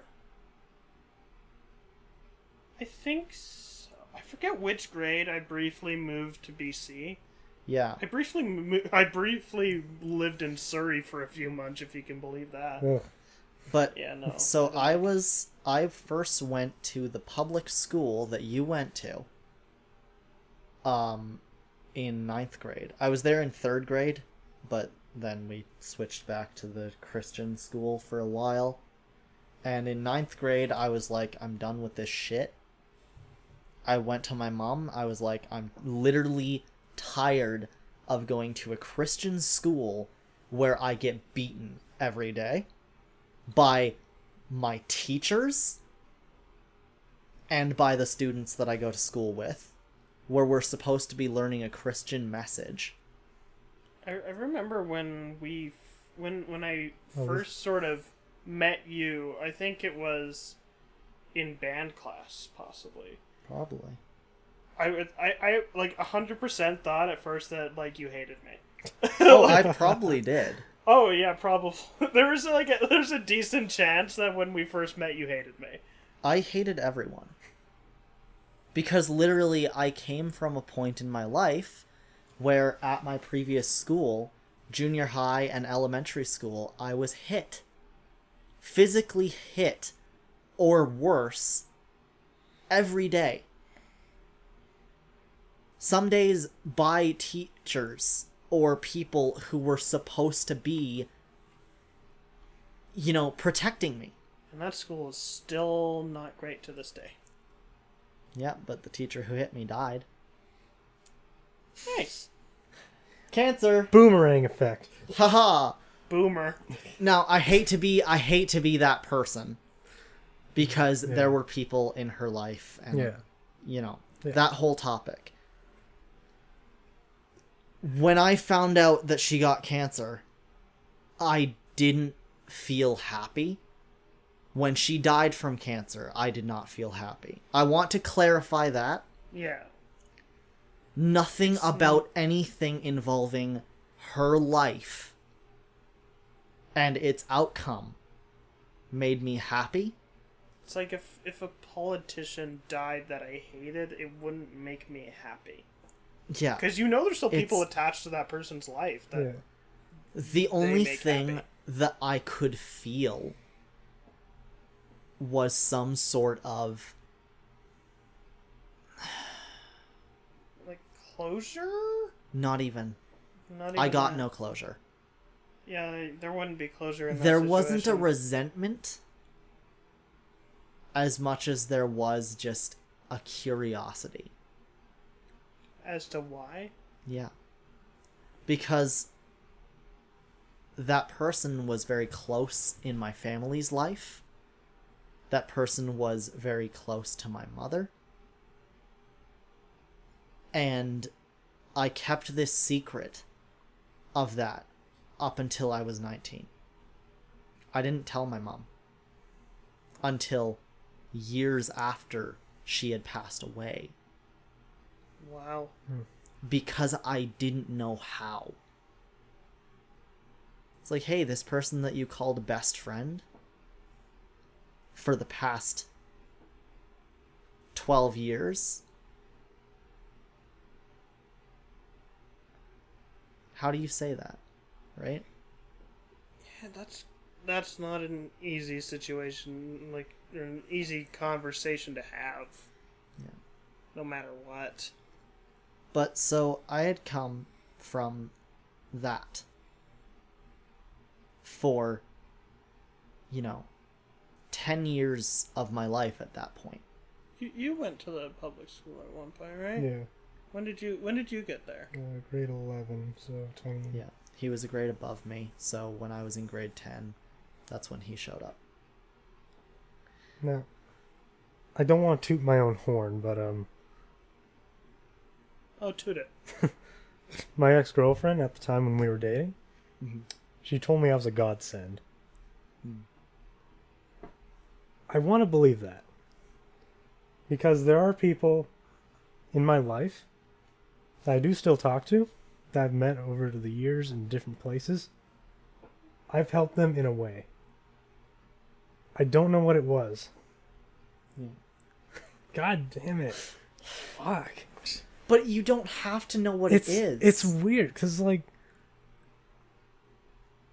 even when I met her mom the first time, and, like, she practically brought me into her family, which is, like, that's nice, because I'm the only guy she's ever trusted to stay at her place.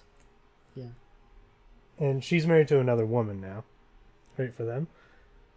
But she was like, before I met you, I was losing all hope for men. I gave her a sliver of hope that men can Be different. be different. And it's like, ugh, Yeah. it's like, Yeah. It never, the way that people can help people never has to be a physical object yeah, or a monetary value. yeah. It never has to be. It's like,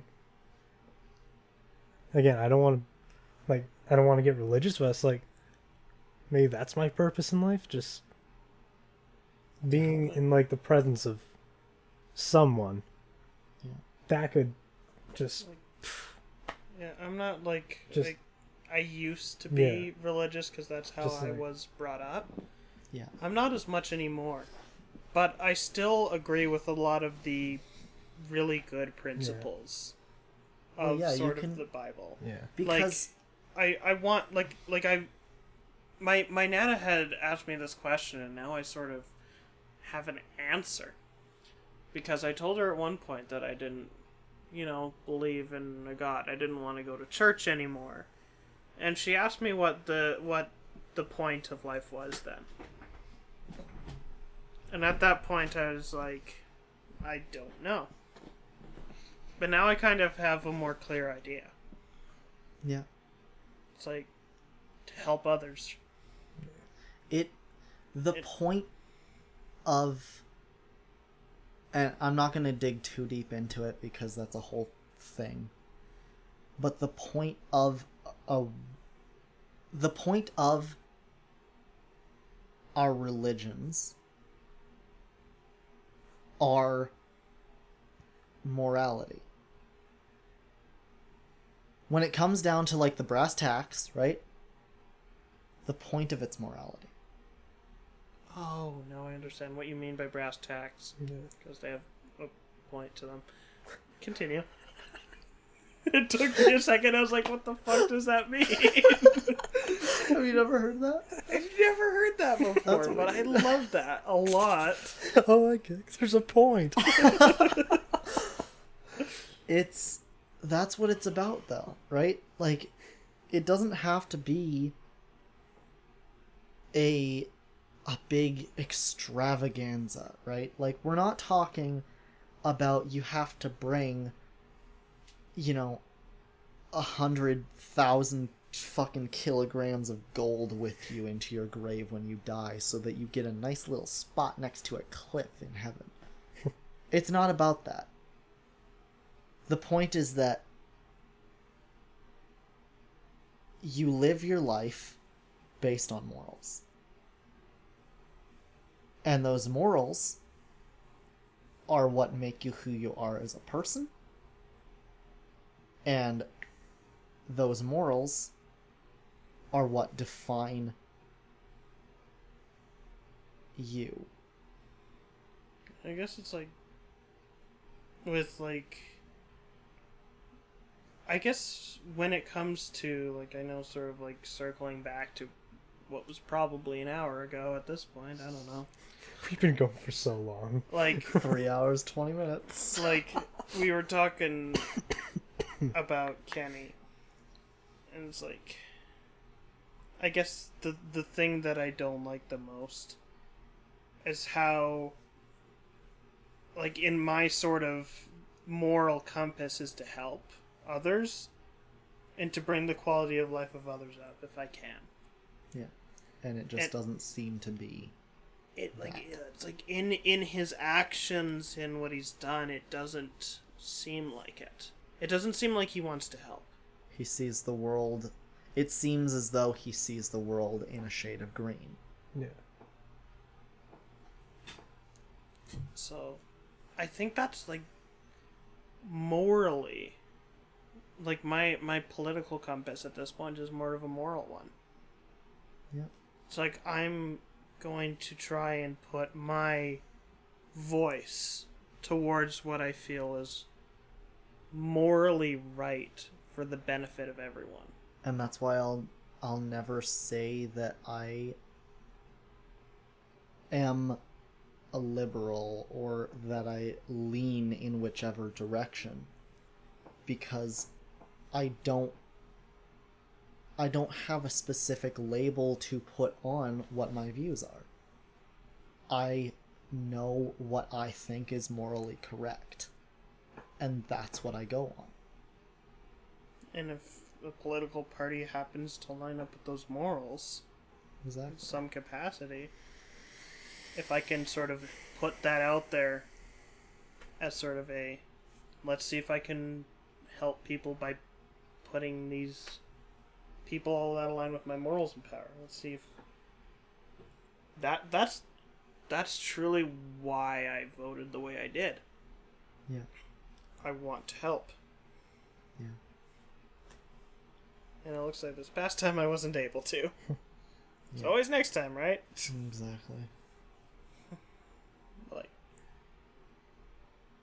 having you guys in my life is a constant that I wouldn't.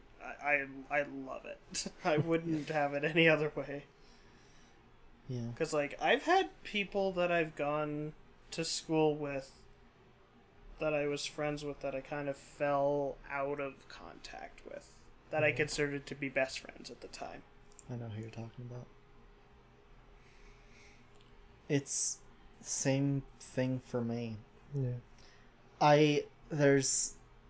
And you'll know who I'm talking about here. I'm actually meeting up with somebody that I haven't talked to in a while tomorrow, so that's fun. Yeah. But There's somebody who was a very close friend of mine for a few years, and, not everybody will stay in your life after they go on to other places. Yeah. And as much as I wish that they could, for whatever reason, it doesn't always work out. And I get that. oh, I think I know who you were referencing for me. Yeah. I just... It was Douglas. Yeah. Yeah. I know.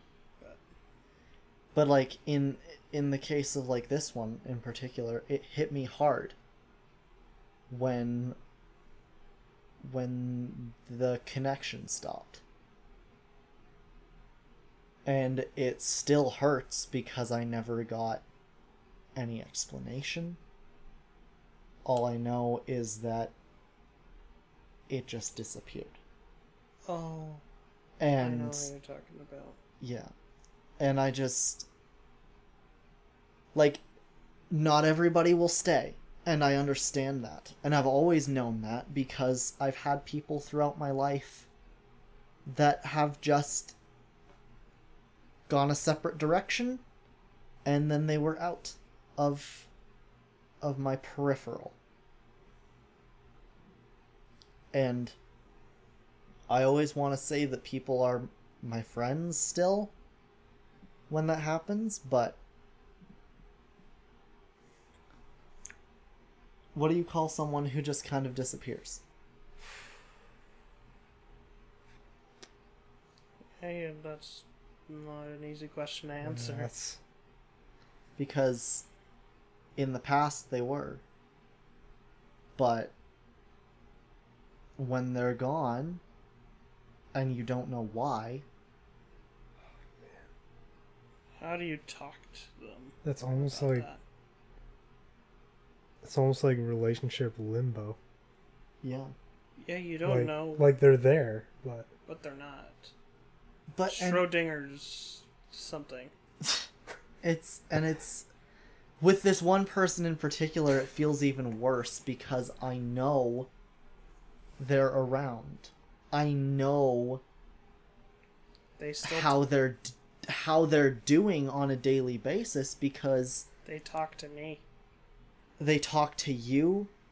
I still have them on some social media. Stuff like that. I sent them texts. They don't respond.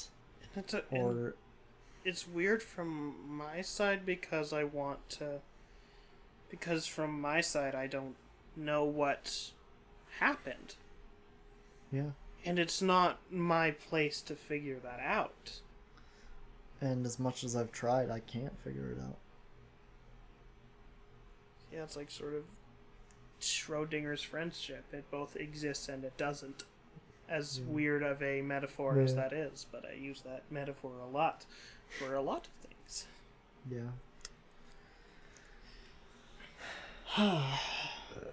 What? Well, We're here where we are now. Yeah. yep. Sitting down for 3.5 hours. And it's the kind of talks that you need to have. Yeah. Yeah. It's very rarely that I get to I have vented so much in these past 3.5 hours Oh yeah. Yeah. that literally has been keeping me up at night. Yeah. Not having a purpose, political system, just like purpose in life. Yeah. I think it's important to have these conversations. Yeah. It's just nice. It's good to be able to just put all your feelings on a table and just Look at it. turn it around for everyone to just view In that and have their own words on. that and argue about if university is worth it. But at least we both see where we're coming from. Yeah, we both understand why. Exactly. That's the thing that I love about the sort of friendship we have. We could absolutely disagree on shit, but we could usually come to a compromise. Well, that's what happened last time I was at your... Well, the only time I've ever been at your house was, we were fucking eating pizza. Or whatever. What were we eating? We were eating pizza, and I think we were talking... We were talking about religion. Yeah. Which is something that you and I never agree on, but we have this understanding. It's like that's the thing that I've realized as well, is like you don't have to agree. Not at all. You just need to understand. Exactly. Which brings us full circle. It really does. Because what I was saying at the very beginning is that when somebody brings themselves to you, you don't need to agree. You don't need to understand it necessarily, but just to respect it. Yeah. And as long as there's no moral bypass, then you shouldn't have to limit yourself on who you can or cannot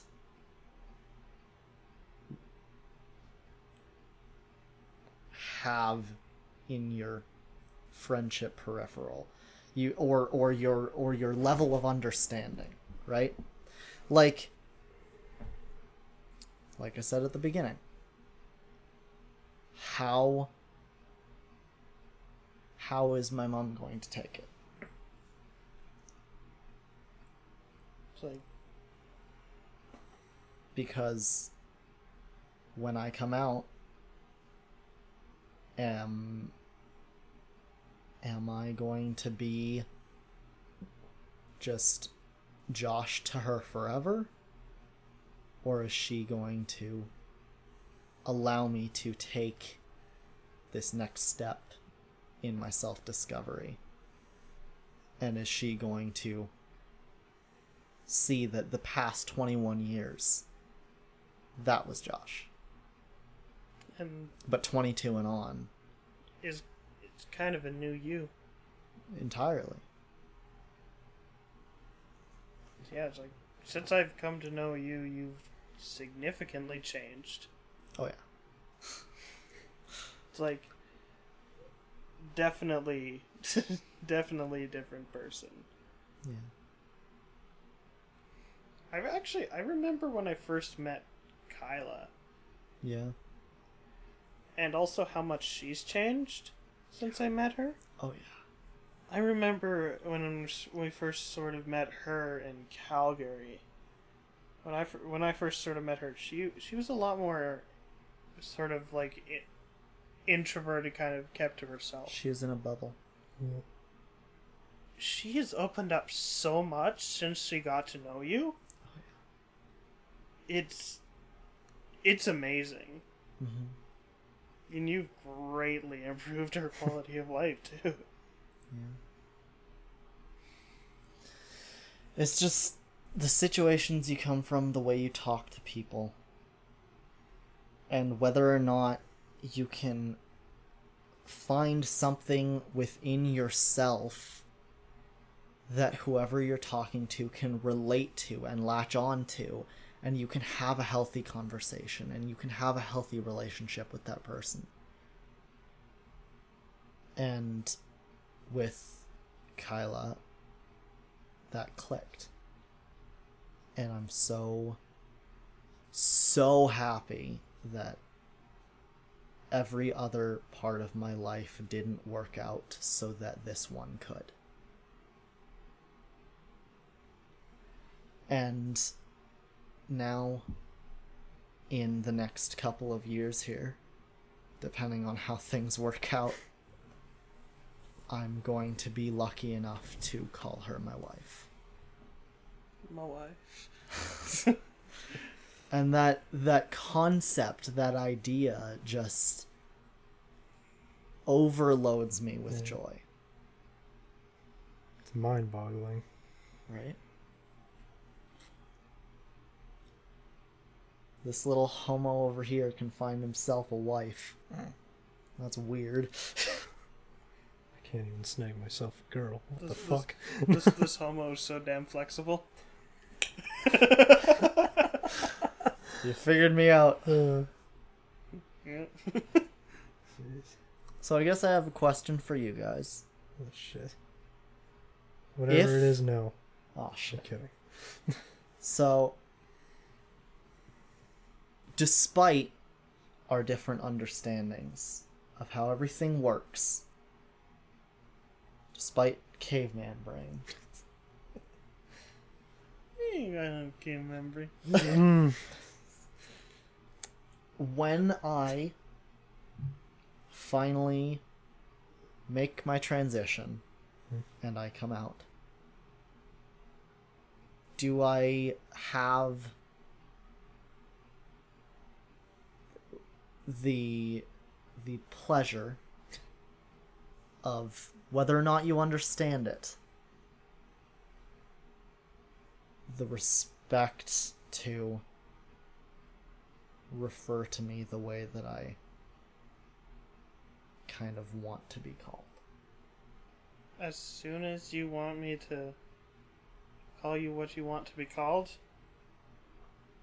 then you just say the word. And it doesn't even have to be like an instant thing. Yeah. If it doesn't click at first, that's fine. It'll take a while. It's Oh, like, yeah. there are other people in my life who have changed their names before, Yeah. and like personally, it's a bit of a it's a struggle for me at first. Yeah. I don't care But- about pronouns. Like, Oh, thank God. I don't care about pronouns for myself personally. Yeah. Because I mean, You can call me he, she, they, it, Bruh. bruh. bruh. You can call me those things, but specifically, I want Josh to be my past me. Yeah.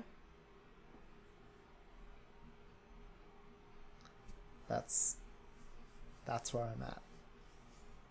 Yeah, as soon as you want Yeah. me to leave that in the past, you just tell me. Well, that's good. Because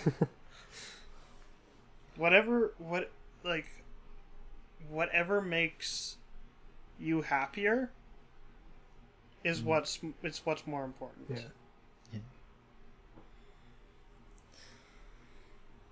All right. Well, shall we wrap this up? Probably. Yeah, we've had our cry, we've had our laughs, we've had our. Only one of us has cried. Shut the pussy. God. Listen, there's still tears. You just can't see them. Yes, sir. Yeah, we were. Well, I cried, The but moment you dude, first took off your man, glasses, yeah. I just kind of welled up a little bit. actually, the first time I took them off, it was just because. Your tear eyes ducts were- still work? No. Oh, they work, just Okay. not very well. Well, yeah. Yeah. I just Uh. remember you telling me that one time. You're just like, yeah, it's I broke them. Don't know if I've said that on any of the podcast episodes so far, but Lost them in the Great War. maybe I'll tell the story of how I broke my tear ducts. Oh, Anyway. fuck. Oh, my God. it's been a good Wild. 3 hours, 36 minutes, 40 seconds. Oh, shit. Oh my god.